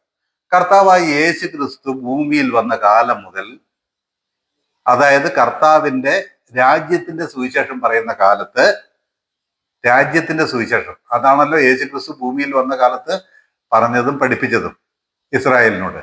ആ കാലത്ത് ദൈവം അവരുടെ ഉള്ളിൽ വസിച്ചിരുന്നു? നിങ്ങളൊന്ന് ശ്രദ്ധിച്ചു നോക്കി, വസിച്ചിരുന്നു? ഇല്ല, വസിച്ചില്ല. ആ സമയത്തും കർത്താവ് എന്താ പറഞ്ഞെന്നറിയാവോ? കർത്താവ് പറഞ്ഞത് ഈ പറയുന്നതായിരിക്കുന്ന കർത്താവിന്റെ കാലത്ത് കർത്താവ് പറഞ്ഞത് ഒരു വാക്യം വായിക്കാം. മത്തായി സുവിശേഷം 18:20. മത്തായി സുവിശേഷം അതിന്റെ 18:20 വാക്യം എന്താ വായിക്കുന്നത്? 2-3 പേർ എൻ്റെ നാമത്തിൽ കൂടി വരുന്നിടത്തൊക്കെയും ഞാൻ അവരുടെ നടുവിലുണ്ട് എന്ന് ഞാൻ നിങ്ങളോട് പറയുന്നു. 2-3 പേർ എന്റെ നാമത്തിൽ കൂടി വരുന്നിടത്തൊക്കെയും ഞാൻ അവരുടെ നടുവിലുണ്ട്. അവരിലുണ്ടെന്നാണ് പറഞ്ഞേ, അവരിൽ വസിക്കുമെന്നാണ് പറഞ്ഞേ? ഇല്ല, കർത്താവ് അങ്ങനെ പറഞ്ഞിട്ടില്ല.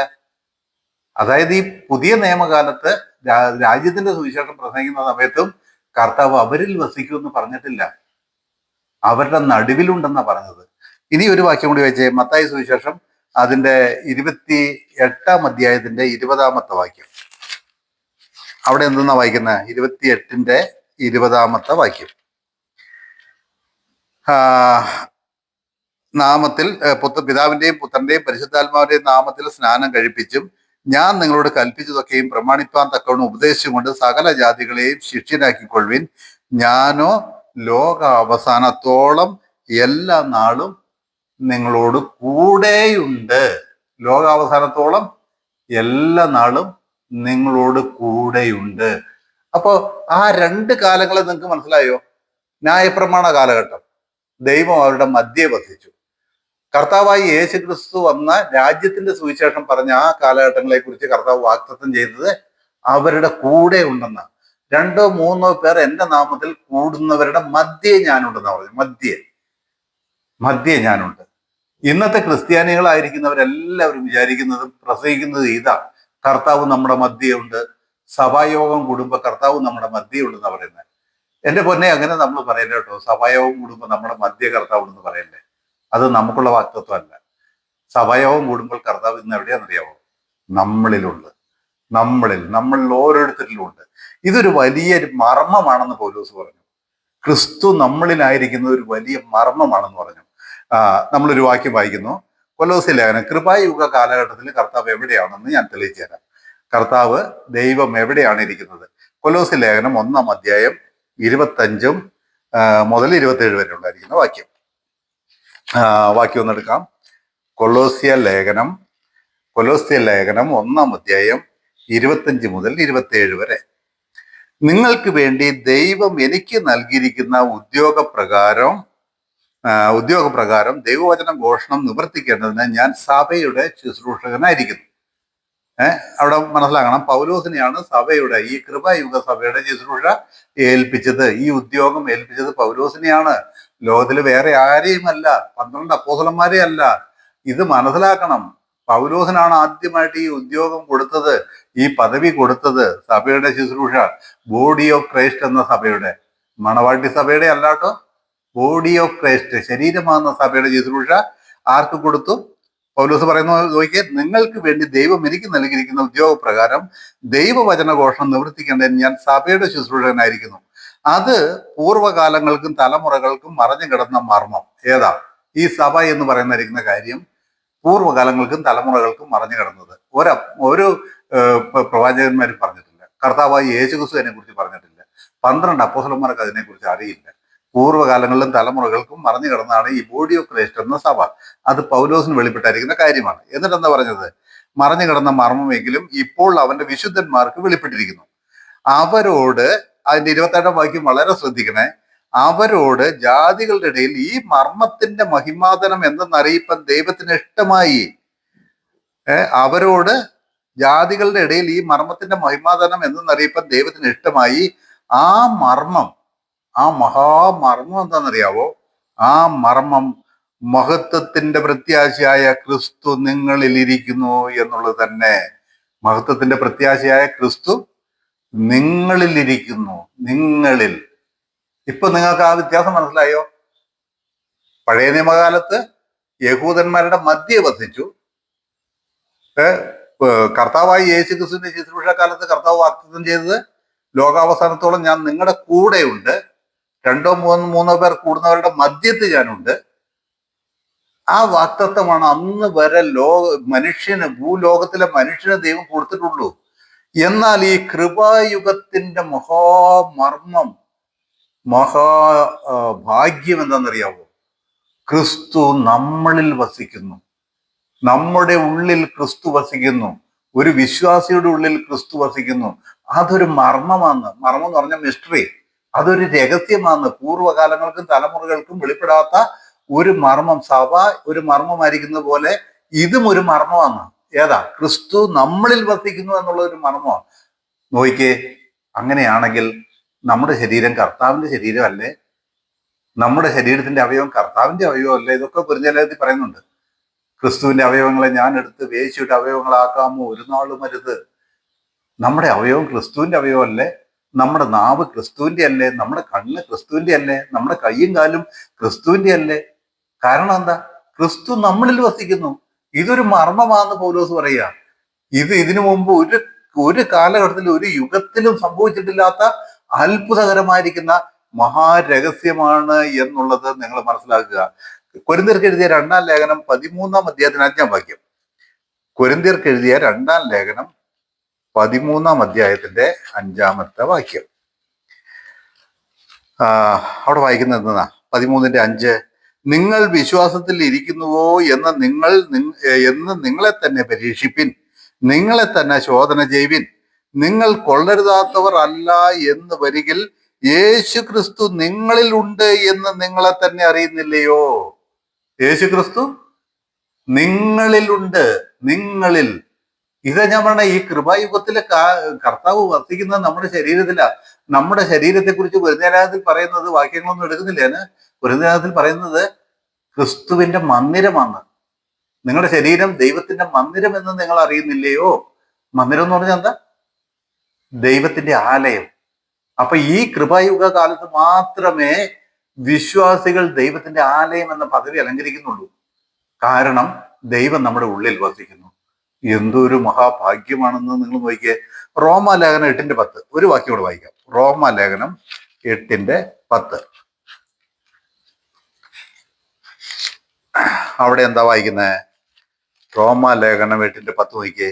ക്രിസ്തു നിങ്ങളിൽ ഉണ്ടെങ്കിലോ, വീണ്ടും അതേ വാക്യം, ക്രിസ്തു നിങ്ങളിൽ ഉണ്ടെങ്കിലോ ശരീരം പാപനിമിത്തം മരിക്കേണ്ടതെങ്കിലും ആത്മാവ് നീതി നിമിത്തം ജീവനാകുന്നു. ക്രിസ്തു നിങ്ങളിൽ. എത്ര സ്ഥലത്താ ഞാൻ നോക്കിയ പൗലോസിന്റെ എഴുത്തുകളിലൂടെ കർത്താവ് വസിക്കുന്ന സ്ഥലം നമ്മുടെ ഉള്ളിലാണ്, നമ്മളിലാണ്. നമ്മൾ ദൈവത്തിന്റെ മന്ദിരമാണ്. അതുകൊണ്ട് ദൈവത്തിന്റെ മന്ദിരമായിരിക്കുന്ന നമ്മുടെ ശരീരത്തെ നശിപ്പിക്കാൻ നമുക്ക് അനുവാദമില്ല. ദൈവത്തിന്റെ മന്ദിരത്തെ നശിപ്പിക്കുന്നതിനെ ദൈവം നശിപ്പിക്കും. ഈ വാക്യങ്ങളൊന്നും എടുക്കണ്ടല്ലോ, ഒരു നിലയത്തിലുള്ള വാക്യങ്ങളായി പറയുന്നത്. കാരണം ഈ ശരീരം, നമ്മുടെ ഓരോരുത്തരുടെയും ശരീരം ക്രിസ്തുവിന്റെ മന്ദിരമാണ്. ക്രിസ്തു നമ്മളിൽ വസിക്കുന്നു എന്നുള്ളത് വളരെ വ്യക്തമായിരിക്കുന്ന ഒരു കാര്യമായിട്ട് നമുക്ക് അവിടെ കാണാനായിട്ട് പറ്റും. അതൊരു വലിയ അത്ഭുതമല്ലേ? എന്നിട്ട് ഇത്രയും കാര്യങ്ങൾ മനസ്സിലാക്കിയിട്ട് നമ്മൾ പഠിച്ചായിരിക്കുന്ന ഗലാത്യ ലേഖനത്തിൽ ഒന്ന് നോക്കിയേ. ഗലാത്യ ലേഖനത്തിൽ നമ്മൾ പഠിച്ചായിരിക്കുന്ന ഗലാത്യ ലേഖനത്തിലെ ആ വാക്യം ഒന്നുകൂടെ ശ്രദ്ധിച്ചേ. നമ്മൾ വായിച്ചത്? വായിച്ചത് ക്രിസ്തു, 19-ാം വാക്യം, ക്രിസ്തു നിങ്ങളിൽ ഉരുവാകുവോളം ഞാൻ പിന്നെയും പ്രസവ വേദനപ്പെടുന്നവരായ എന്റെ കുഞ്ഞുങ്ങളെ, ക്രിസ്തു നിങ്ങളിൽ ഉരുവാകുവോളം. എന്തൊരു അത്ഭുതം അല്ലേ! ഈ സുവിശേഷം പോലെ, ഈ കൃപയുടെ സുവിശേഷം പോലെ ഇത്ര ശ്രേഷ്ഠമായ ഒരു സുവിശേഷം ഒരു കാലത്തും മനുഷ്യകുലത്തിന് ലഭിച്ചിട്ടില്ല. ഒരു കാലത്തും, ആദാമ്യ കാലം മുതൽ ഇന്നയോളവും ഇനി വരാനിരിക്കുന്ന യുഗങ്ങളിലും, ഇനി യുഗങ്ങൾ വരാനുണ്ട്, സഹസ്രാബ്ദ യുഗമൊക്കെ വരും, ഒരു യുഗങ്ങളിലും ഈ കാലത്തെ ഭാഗ്യം പോലെ ഭാഗ്യം ലഭിച്ചിട്ടില്ല. ദൈവം വസിക്കുന്ന ശരീരങ്ങളായി, മന്ദിരങ്ങളാക്കി, ദേവാലയങ്ങളാക്കി നമ്മൾ തീർത്ത് ദൈവം നമ്മുടെ ഉള്ളിൽ വസിക്കുന്നു. അതുകൊണ്ട് പൗലോസ് പറഞ്ഞത്, ഗലാത്യരുടെ ഉള്ളിൽ ക്രിസ്തു ജനിക്കാൻ വേണ്ടി ഞാൻ ഇപ്പോഴും പ്രസവ വേദന എടുക്കുക, ഞാൻ വേദനപ്പെട്ടുകൊണ്ടിരിക്കുക നിങ്ങളുടെ ഉള്ളിൽ ക്രിസ്തു ജനിക്കാൻ വേണ്ടിയിട്ട്. നോക്കിയേ, ക്രിസ്തു നിങ്ങളിൽ ഉരുവാകുമ്പോഴും ഞാൻ പിന്നെയും പ്രസവ വേദനപ്പെടുന്നവരായി എന്റെ കുഞ്ഞുങ്ങളെ, ഇന്ന് നിങ്ങളുടെ അടുക്കലിരുന്ന് എന്റെ ശബ്ദം മാറ്റുവാൻ കഴിഞ്ഞിരുന്നു എങ്കിൽ, ഇന്ന് നിങ്ങളുടെ അടുക്കലിരുന്ന് എന്റെ ശബ്ദം മാറ്റുവാൻ കഴിഞ്ഞിരുന്നു എങ്കിൽ കൊള്ളായിരുന്നു. പൗലോസ് ആഗ്രഹിക്കുന്നത് നിങ്ങളോട് ഈ സുവിശേഷം പറഞ്ഞ്, ഇത്ര ദൈവത്തിന്റെ വലിയ രക്ഷാ പദ്ധതിയുടെ സുവിശേഷം പറഞ്ഞ് നിങ്ങളെ ഈ സത്യത്തിലേക്ക് നയിച്ച നിങ്ങളുടെ മുമ്പിലിരുന്ന്, നിങ്ങളുടെ സമീപം ഇരുന്ന് നിങ്ങൾക്ക് വേണ്ടിയിട്ട് എനിക്കങ്ങ് മരിച്ചാൽ കൊള്ളായിരുന്നു, എന്റെ ശബ്ദം മാറ്റിയാൽ കൊള്ളായിരുന്നു എന്ന് പറഞ്ഞതിന്റെ അർത്ഥം അതാ. നിങ്ങളുടെ ഇടയിലിരുന്ന് എനിക്കങ്ങ് മരിച്ചാൽ മതിയെന്ന്. എന്റെ പ്രിയമുള്ളവരെ, സുവിശേഷ വേല ചെയ്യുന്നവരാ നമ്മളിൽ പലരും. ഇത്രയും തീഷ്ണത നമുക്കുണ്ടോ? നമ്മൾ സുവിശേഷം പറഞ്ഞ, നമ്മളിൽ നിന്ന് സുവിശേഷം കേട്ടവർക്ക് വേണ്ടി ഈ ജീവൻ അങ്ങ് വെച്ചു കൊടുക്കാനുള്ളതായിരിക്കുന്ന മനസ്സുണ്ടോ? പൗലോസ് പറയുന്ന അങ്ങനെയാ, എനിക്കങ്ങ് നിങ്ങളുടെ അടുത്തിരുന്ന് അങ്ങ് എന്റെ സ്വരാഗം മാറ്റിയാൽ മതിയായിരുന്നു, എനിക്ക് മരിച്ചു പോയാൽ മതിയായിരുന്നു എന്ന്.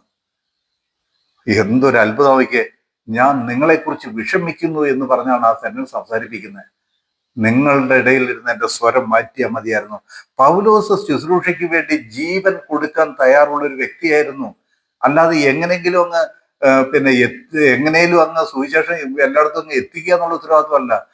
താൻ അറിഞ്ഞ ഈ സുവിശേഷത്തിന് വേണ്ടി, താൻ വിളിക്കപ്പെട്ട ഈ സുവിശേഷത്തിന് വേണ്ടി, താൻ മനസ്സിലാക്കിയ ക്രിസ്തുവിന് വേണ്ടി, ഈ സത്യവചനത്തിന് വേണ്ടി ജീവൻ കൊടുക്കാൻ താൻ എപ്പോഴും തയ്യാറായിരുന്നു എന്നുള്ളത് നമ്മൾ മനസ്സിലാക്കണം. ഫിലിപ്പിയ ലേഖനം 2-ാം അധ്യായത്തിൽ നിന്നൊരു വാക്യം വായിക്കാൻ ഞാൻ ആഗ്രഹിക്കുന്നു. പൗലോസ് തന്റെ ജീവൻ കൊടുക്കാൻ ഉദ്ദേശിച്ചതിനെ കുറിച്ച്, അല്ലെങ്കിൽ സുവിശേഷത്തിന് വേണ്ടി ജീവൻ വെക്കാനുള്ളതായിരിക്കും തന്റെ ബന്ധപ്പാടെന്ന് ഓർക്കുക. ഫിലിപ്പിയ ലേഖനം 2:15 മുതലുള്ള വാക്യം നോക്കിയേ. ഫിലിപ്പിയ ലേഖനം 2:15 മുതല്, അവരുടെ ഇടയിൽ നിങ്ങൾ ജീവന്റെ വചനം പ്രമാണിച്ചുകൊണ്ട് ലോകത്തിൽ ജ്യോതിസുകളെ പോലെ പ്രകാശിക്കുന്നു. അങ്ങനെ ഞാൻ ഓടിയതും അധ്വാനിച്ചതും വെറുതെയായില്ല എന്ന് ക്രിസ്തുവിന്റെ നാളിൽ എനിക്ക് പ്രശംസയുണ്ടാകും. എന്നാൽ നിങ്ങളുടെ വിശ്വാസം എന്ന യാഗമർപ്പിക്കുന്ന ശുശ്രൂഷയിൽ എന്റെ രക്തമൊഴിക്കേണ്ടി വന്നാലും ഞാൻ സന്തോഷിക്കും. അയ്യോ, ഇങ്ങനെയൊക്കെ പറയാൻ ആർക്കാ പറ്റുന്നത്? നിങ്ങളുടെ വിശ്വാസം എന്ന യാഗമർപ്പിക്കുന്ന ശുശ്രൂഷയിൽ അങ്ങനെ ഞാൻ പറയാണ്, അതായത് എന്താണ്, നിങ്ങളുടെ വിശ്വാസം എന്നാൽ നിങ്ങളുടെ വിശ്വാസം എന്ന യാഗം അർപ്പിക്കുന്ന ശുശ്രൂഷയിൽ എന്റെ രക്തം ഒഴിക്കേണ്ടി വന്നാലും ഞാൻ സന്തോഷിക്കും, നിങ്ങളോട് എല്ലാവരോടും കൂടെ സന്തോഷിക്കും. അങ്ങനെ തന്നെ നിങ്ങളും സന്തോഷിപ്പിൻ, എന്നോട് കൂടെ സന്തോഷിപ്പിൻ. ഒരു സ്ഥലത്ത് ചെന്ന് സുവിശേഷം പറഞ്ഞല്ല, അത് ഫിലിപ്പിയിലാകട്ടെ, ഗലാത്യയിലാകട്ടെ, തെസ്സലോനിക്കയിലാകട്ടെ, കൊരിന്തിലാകട്ടെ, എവിടെ ചെന്നും 4 ആൾക്കാരെ നേടാൻ വേണ്ടി, അതിനു വേണ്ടിയിട്ട് തൻ്റെ രക്തമൊഴിക്കാൻ, തൻ്റെ ജീവൻ കൊടുക്കാൻ, താൻ ബലിയായി തീരാൻ, യാഗാർപ്പണം ചെയ്യാൻ പൗലോസിന് ഒട്ടും മടിയില്ലായിരുന്നു. അതാ പൗലോസ് പറയുന്നത്, നിങ്ങളുടെ വിശ്വാസം എന്ന യാഗം അർപ്പിക്കുന്ന ശുശ്രൂഷയിൽ എന്റെ രക്തം ഒഴിക്കേണ്ടി വന്നാലും അതിൽ ഞാൻ സന്തോഷിക്കുമെന്ന് പറയുന്നത്. നോക്കിയാൽ ഫിലിപ്പിയ ലേഖനം തന്നെ 1-ാം അധ്യായത്തിന്റെ 20-24 വാക്യം നോക്കിയേ. ഫിലിപ്പിയർക്ക് എഴുതിയ ലേഖനം 1-ാം അധ്യായത്തിന്റെ 20 മുതലുള്ള വാക്യം. അങ്ങനെ ഞാൻ ഒന്നിലും ലജിച്ചു പോകാതെ പൂർണ്ണ ധൈര്യം പൂണ്ട് ക്രിസ്തു എന്റെ ശരീരത്തിങ്കൽ ജീവനാലാകട്ടെ മരണത്താലാകട്ടെ എപ്പോഴും എന്ന പോലെ ഇപ്പോഴും മഹിമപ്പെടുകയുള്ളൂ എന്ന് പ്രതീക്ഷിക്കുകയും പ്രത്യാശിക്കുകയും ചെയ്യുന്നു. എന്റെ പ്രിയമുള്ളവരെ, ഈ വിധമായിരിക്കുന്ന തീഷ്ണതയൊന്നും 12 അപ്പോസ്തലന്മാർ കാണിച്ചില്ല. ഞാൻ അവരെ ആരെയും കുറച്ച് കാണുന്നില്ല. അവരെല്ലാം ദൈവത്തിന്റെ ശ്രേഷ്ഠ ദാസന്മാരാണ്. അവരെ വിളിച്ചിരിക്കുന്ന ഉദ്യോഗം വേറെയാണ്, അവർക്ക് കൊടുത്ത ജോലി വേറെയാണ്, അവരുടെ സുവിശേഷം വേറെയാണ്. അതിന് വേണ്ടിയിട്ട് ഇത്ര തീഷ്ണത അവർ കാണിച്ചില്ല.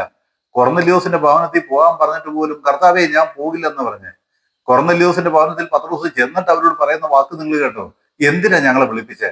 ഞങ്ങളെ വിളിപ്പിച്ച കാര്യം പറ. ഞങ്ങൾക്ക് ജാതികളുടെ അടുക്കൽ പോകാൻ പാടില്ല എന്ന് നിങ്ങൾക്ക് അറിഞ്ഞൂടെ? പിന്നെ എന്തിനാ ഞങ്ങളെ വിളിപ്പിച്ചെന്നാ ചോദിക്കുന്നത്. ഈ പൗലോസ് അങ്ങനെയാണോ? പൗലോസ് അങ്ങനെയാണോ? താൻ കണ്ട ക്രിസ്തുവിന് വേണ്ടി, താൻ കേട്ട് അറിഞ്ഞ സുവിശേഷത്തിന് വേണ്ടി എന്തും ജീവൻ വെച്ചു കൊടുക്കാൻ. അതവിടെ വായിച്ചേ, അങ്ങനെ ഞാൻ ഒന്നിലും ലജ്ജിച്ചു പോകാതെ പൂർണ്ണ ധൈര്യം കൊണ്ട് ക്രിസ്തു എന്റെ ശരീരത്തിങ്കിൽ ജീവനാലാകട്ടെ മരണത്താലാകട്ടെ എപ്പോഴും എന്ന പോലെ ഇപ്പോഴും മഹിമപ്പെടുകയുള്ളൂ എന്ന് പ്രതീക്ഷിക്കുകയും പ്രത്യാശിക്കുകയും ചെയ്യുന്നു. എനിക്ക് ജീവിക്കുന്നത് ക്രിസ്തുവും മരിക്കുന്നത് ലാഭവുമാകുന്നു. എന്നാൽ ജഡത്തിൽ ജീവിക്കുന്നതിനാൽ എന്റെ വേലയ്ക്ക് ഫലം വരുമെങ്കിൽ ഏത് തിരഞ്ഞെടുക്കേണ്ടതെന്ന് ഞാൻ അറിയുന്നില്ല. ഇവ രണ്ടിനാലും ഞാൻ ഞരങ്ങുന്നു. വിട്ടുപിരിഞ്ഞ് ക്രിസ്തുവിനോട് കൂടെ ഇരിപ്പാൻ എനിക്ക് കാക്ഷ്യമുണ്ട്. അത് അത്യുത്തമമല്ലോ. എന്നാൽ ഞാൻ ജഡത്തിൽ ഇരിക്കുന്നത് നിങ്ങൾ നിമിത്തം ഏറെ ആവശ്യം. ഇങ്ങനെ ഉറച്ചുകൊണ്ട് നിങ്ങളുടെ വിശ്വാസത്തിന്റെ അഭിവൃദ്ധിക്കും സന്തോഷത്തിനുമായി ഞാൻ ജീവനോടെ ഇരിക്കുമെന്നും നിങ്ങളോട് എല്ലാവരോടും കൂടെ ഇരിക്കുമെന്നും അറിയുന്നു. പൗലോസ് പറയുന്നത്, മരിച്ചിട്ട് കർത്താവിനോട് ചേരുന്നതാണ് എനിക്ക് ഭാഗ്യം, എനിക്ക് മരിക്കുന്നതാണ് ലാഭം. അത് പല ഭാഗങ്ങളിൽ പൗലോസ് പറയുന്നത്, എനിക്ക് മരിക്കുന്നത് ലാഭം, എനിക്ക് ജീവിക്കുന്നത് ക്രിസ്തുവാണ് എന്ന് പറയും. വിട്ടുപിരിഞ്ഞ് 2 കൊരിന്ത്യർ 5 വിട്ടുപിരിഞ്ഞ് ക്രിസ്തുവിനോട് കൂടെ ഇരിക്കാൻ എനിക്ക് അതിയായ കാക്ഷ്യമുണ്ട്.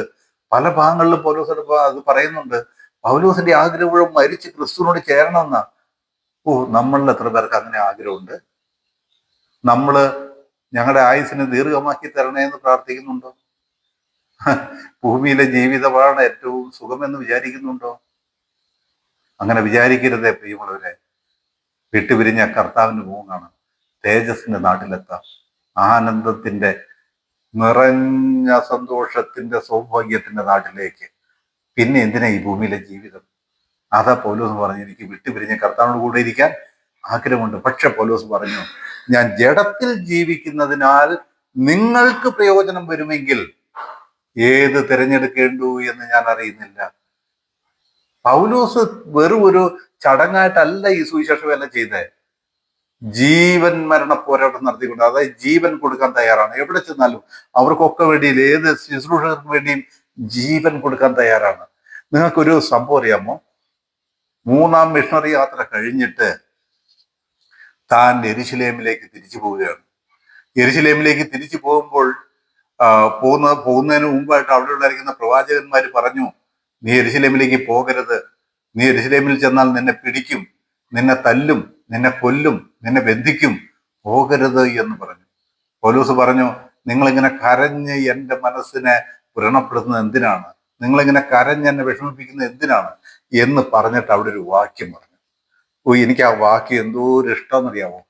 അതായത് അപ്പോസ്തല പ്രവൃത്തി 20-ാം അധ്യായത്തിന്റെ 24-ാമത്തെ വാക്യം. അപ്പോസ്തല പ്രവൃത്തി 20-ാം അധ്യായത്തിന്റെ 22 മുതലുള്ള വാക്യം, 20-ാം അധ്യായം. അപ്പോൾ ആ വാക്യങ്ങൾ എന്നെ വളരെ ത്രസിപ്പിച്ചിട്ടുണ്ട്, എൻ്റെ ഹൃദയത്തെ തുടിപ്പിച്ചിട്ടുണ്ട്. അപ്പോസ്തല പ്രവൃത്തി 20-ാം അധ്യായത്തിന്റെ 22 മുതലുള്ള വാക്യം. ഈ യാത്രയിൽ യെരുശലേമിൽ ചെന്ന് കഴിഞ്ഞപ്പോൾ പൗലോസ് പിടിക്കപ്പെട്ടു. അങ്ങനെ റോമിലേക്ക് ബന്ധനസ്ഥനായി പോയി. അങ്ങനെ പൗലോസിന്റെ കാലം അങ്ങനെ അവസാനിക്കുക. 3-ാം മിഷണറി യാത്ര കഴിഞ്ഞിട്ടുള്ള സംഭവമാണ്. നോക്കിയ 22 മുതലുള്ള വാക്യങ്ങൾ നോക്കിയ പ്രവൃത്തി 20-ാം അധ്യായം അതിന്റെ 22 മുതൽ 22 മുതൽ. ഇപ്പോൾ ഇതാ ഞാൻ ആത്മാവിനാൽ ബന്ധിക്കപ്പെട്ടവനായി യെരുശലേമിലേക്ക് പോകുന്നു. ബന്ധനങ്ങളും കഷ്ടങ്ങളും എനിക്കായി കാത്തിരിക്കുന്നു എന്ന് പരിശുദ്ധാത്മാവ് പട്ടണം തോറും സാക്ഷ്യം പറയുന്നതല്ലാതെ അവിടെ എനിക്ക് നേരിടുവാനുള്ളത് ഒന്നും ഞാൻ അറിയുന്നില്ല. എന്നിട്ട് 24-ാം വാക്യം പറയാണ്, എങ്കിലും ഞാൻ എൻ്റെ പ്രാണനെ വിലയേറിയതായി എണ്ണുന്നില്ല. നോക്കിയേ, എങ്കിലും ഞാൻ എൻ്റെ പ്രാണനെ വിലയേറിയതായി എണ്ണുന്നില്ല. എൻ്റെ ഓട്ടവും ദൈവകൃപയുടെ സുവിശേഷത്തിന് സാക്ഷ്യം പറയേണ്ടതിന് കർത്താവായ യേശു തന്ന ശുശ്രൂഷയും തേക്കണമെന്നേ എനിക്കുള്ളൂ. നോക്കിയേ, എന്നാൽ അതിന്റെ 25-ാം വാക്യം, എന്നാൽ നിങ്ങളുടെ ഇടയിൽ ദൈവരാജ്യം പ്രസംഗിച്ചുകൊണ്ട് നടന്നവനായ എന്റെ മുഖം നിങ്ങളാരും ഇനി കാണുകയില്ല എന്ന് ഞാൻ അറിയുന്നു. അതുകൊണ്ട് നിങ്ങളിൽ ആരെങ്കിലും നശിച്ചു പോയാൽ ഞാൻ കുറ്റക്കാരനല്ല എന്ന് ഞാൻ ഇന്നേ ദിവസം നിങ്ങളോട് സാക്ഷ്യം പറയുന്നു. അവസാനത്തെ വാക്കുകളൊക്കെ നോക്കിയേ. ഞാൻ ആത്മാവിൽ ബന്ധിക്കപ്പെട്ടവനായി ഞാൻ യെരുശലേമിലേക്ക് പോകുന്നു. യെരുശലേമിൽ എനിക്ക് എന്താണ് വെച്ചിരിക്കുന്നതെന്ന് എനിക്കറിയില്ല. ബന്ധനങ്ങളും തടവുകളും എനിക്കായി വെച്ചിരിക്കുന്നതെന്ന് ആത്മാവ് പട്ടണം തോറും സാക്ഷ്യം പറയുന്നു. എന്നിട്ട് പൗലോസ് തന്റെ സാക്ഷ്യം പറയുകയാണ്. എന്താ പറയുന്ന അറിയാവോ? താൻ പറയുന്നത്, എങ്കിലും എൻ്റെ പ്രാണനെ ഞാൻ വിലയേറിയതായി എണ്ണുന്നില്ല. എൻ്റെ ഓട്ടവും ദൈവകൃപയുടെ സുവിശേഷം. കൃപയുടെ സുവിശേഷം എന്ന് പറഞ്ഞ വാക്യം ഇത് വേറെ എവിടെയും കൃപയുടെ സുവിശേഷം നേരിട്ട് പറഞ്ഞില്ല. എവിടെയാ ഈ സുവിശേഷത്തെ കൃപയുടെ സുവിശേഷം എന്ന് പറഞ്ഞ? എങ്കിലും എൻ്റെ പ്രാണനെ വിലയേറിയതായി എണ്ണുന്നില്ല. എൻ്റെ ഓട്ടവും ദൈവകൃപയുടെ സുവിശേഷത്തിന് സാക്ഷ്യം പറയേണ്ടതിന് കർത്താവായ യേശു തന്ന ശുശ്രൂഷയും തേക്കണം എന്നേ എനിക്കുള്ളൂ. എന്തോ ഒരു പ്രത്യാശയാണ് പ്രിയമുള്ളവരെ. നമ്മളിൽ എത്ര പേർക്ക് ഇങ്ങനെ ധൈര്യത്തോടെ പറയാൻ പറ്റും? പ്രാണനെ വിലയേറിയതായി എണ്ണുന്നില്ല എന്ന് പറഞ്ഞ് കർത്താവിന് വേണ്ടി ഓടുവാൻ ഒരുക്കമാണോ? എൻ്റെ പ്രിയമുള്ളവരെ, ദൈവം നിങ്ങളെ ഏവരെയും സഹായിക്കട്ടെ എന്ന് ഞാൻ നിങ്ങളെ വീണ്ടും ഓർമ്മിപ്പിക്കുന്നു. പൗലോസ് എന്തുകൊണ്ട് ഈ സുവിശേഷത്തിന് വേണ്ടി ജീവൻ കൊടുക്കാൻ തീരുമാനിച്ചെന്നറിയാമോ? ഈ സുവിശേഷം മനുഷ്യരിൽ നിന്ന് കേട്ടതല്ല, മനുഷ്യരിൽ നിന്ന് പഠിച്ചതല്ല. അതുകൊണ്ട് യേശു ക്രിസ്തുവിന്റെ വെളിപ്പാടിനാൽ നേരിട്ട് പഠിച്ച സുവിശേഷമായതുകൊണ്ട്, യേശു ക്രിസ്തു നേരിട്ട് വെളിപ്പെടുത്തിയ സുവിശേഷമായതുകൊണ്ട്, ഗലാത്യ ലേഖനം 1-ാം അധ്യായത്തിലെ വാക്യം നിങ്ങൾക്ക് എല്ലാവർക്കും അറിയാമല്ലോ. അവിടെ പറഞ്ഞത്, ഞാൻ മനുഷ്യരിൽ നിന്ന് പഠിച്ചിട്ടില്ല, കേട്ടിട്ടില്ല. ആ കാരണം കൊണ്ടാണ് പൗലോസ് ഈ ജീവൻ കൊടുക്കാൻ തയ്യാറായത്. നോക്കിയ ഗലാത്യ ലേഖനം 1:11, സഹോദരന്മാരെ, ഞാൻ അറിയിച്ച സുവിശേഷം മാനുഷ്യമല്ല എന്ന് നിങ്ങൾ ഓർപ്പിക്കുന്നു. അത് ഞാൻ മനുഷ്യരോട് പ്രാപിച്ചിട്ടില്ല, പഠിച്ചിട്ടുമില്ല. യേശു ക്രിസ്തുവിന്റെ വെളിപ്പാടിനാൽ അത്രേ പ്രാപിച്ചത്. ഈ ഒരൊറ്റ കാരണം കൊണ്ടാണ് പൗലോസ് തൻ്റെ ജീവൻ ഈ സുവിശേഷത്തിന് വേണ്ടി കൊടുത്തത്. താൻ കല്ലേറ് കൊണ്ട് മരിച്ചിട്ടും, താൻ മൃഗയുദ്ധം ചെയ്തിട്ടും, ധാരാളം വട്ടം യഹൂദന്മാരാൽ ആക്രമിക്കപ്പെട്ടിട്ടും, പലപ്പോഴും ചാട്ടവാറ് കൊണ്ട് അടിയേറ്റിട്ടും, പലപ്പോഴും സ്വന്തം ജനത്താലും മറ്റ് ജാതികളാലുമുള്ള ആപത്തേറ്റിട്ടും, കപ്പൽ ചേതത്തിലാകപ്പെട്ടിട്ടും തൻ്റെ ജീവനെ വിലയേറിയതായി എണ്ണിയില്ലെന്ന്. എന്തുകൊണ്ട്? ഈ സുവിശേഷം ഞാൻ മനുഷ്യരിൽ നിന്ന് പഠിച്ചിട്ടില്ല, കേട്ടിട്ടില്ല. ക്രിസ്തു യേശുവിനാൽ അത്രേ ഞാനത് പഠിച്ചത്. യേശു ക്രിസ്തു നേരിട്ട് കൊടുത്ത സുവിശേഷമാണ് പൗലോസിന് കിട്ടിയത്. അതുകൊണ്ട് തന്നെ ആ സുവിശേഷത്തെക്കുറിച്ച് ലജ്ജിക്കുകയില്ല. സുവിശേഷത്തെക്കുറിച്ച് എനിക്ക് ലജ്ജയില്ല. പൗലോസ് പറയുന്നത് അതാണ്. വിശ്വസിക്കുന്ന ഏവനും, ആദ്യ യഹൂദനും പിന്നെ ഏവനും അത് രക്ഷയ്ക്കായി ദൈവശക്തിയാവുന്നുവല്ലോ. ആ സുവിശേഷത്തിന്റെ മഹാത്മ്യത്തിൽ നിന്നിട്ട് പൗലോസ് പറയാണ്, എന്റെ സുവിശേഷ പ്രകാരം നിങ്ങളെ ന്യായവിധിക്കും. എന്റെ സുവിശേഷ പ്രകാരം, ഞങ്ങളുടെ സുവിശേഷ പ്രകാരം എന്നല്ല പറഞ്ഞു, എന്റെ സുവിശേഷ പ്രകാരം നിങ്ങളെ ന്യായവിധിക്കുന്ന നാളിൽ തന്നെ എന്ന് പൗലോസ് പറഞ്ഞു. ഞങ്ങളുടെ സുവിശേഷം പറഞ്ഞിരിക്കുന്നെങ്കിൽ നശിച്ചു പോകുന്നവർക്ക് അത്രയും പറഞ്ഞിരിക്കുന്നത്. എന്തോ ഒരു തീഷ്ണതയുള്ള വാക്കുകൾ. എൻ്റെ പ്രിയമുള്ളവരെ, ദൈവം നിങ്ങളെ അവരെയും സഹായിക്കട്ടെ. ഇന്നത്തോടെ ഗലാത്യ ലേഖനം 4-ാം അധ്യായം കഴിഞ്ഞു. ഞാൻ എന്താ അങ്ങനെ പറഞ്ഞതറിയാവോ? ഈ 31 മുതലുള്ള വാക്യം കഴിഞ്ഞ ആഴ്ച ഞാൻ പറഞ്ഞു. ന്യായപ്രമാണത്തിന് കീഴിരിപ്പാൻ ഇച്ഛിക്കുന്നവരെ, നിങ്ങൾ ന്യായപ്രമാണം കേൾക്കുന്നില്ലേ? എന്നോട് പറയുവിൻ. അബ്രഹാമിന് 2 പുത്രന്മാരുണ്ടായി. ദാസി പ്രസവിച്ചവനും അതുപോലെ ഭാര്യ പ്രസവിച്ചവനും. ഒന്ന് വാഗ്ദത്ത പ്രകാരം ജനിച്ചത്, ഒന്ന് ജഡപ്രകാരം ജനിച്ചത്. ജഡപ്രകാരം ജനിച്ച ഞാൻ കഴിഞ്ഞ ആഴ്ച പറഞ്ഞത്. നിങ്ങൾ എൻ്റെ വീഡിയോ കഴിഞ്ഞ ആഴ്ചത്തെ എടുത്തു നോക്കിയാൽ മതി. കഴിഞ്ഞ ആഴ്ചത്തെ വീഡിയോന്റെ അവസാനത്തെ ഒരു 5-6 മിനിറ്റ് എൻ്റെ വോയിസ്, എൻ്റെ മൈക്ക് കട്ടായി പോയി. അതുകൊണ്ട് അവസാനത്തെ 5-6 മിനിറ്റ് മൈക്കിൽ പിടിച്ചിട്ടില്ല. എന്നാലും ഞാനത് കഴിഞ്ഞ ആഴ്ച ഇത് പറഞ്ഞു. ദാസി പ്രസവിച്ച ഇസ്മായേലിന് സമമാണ് ന്യായപ്രമാണം.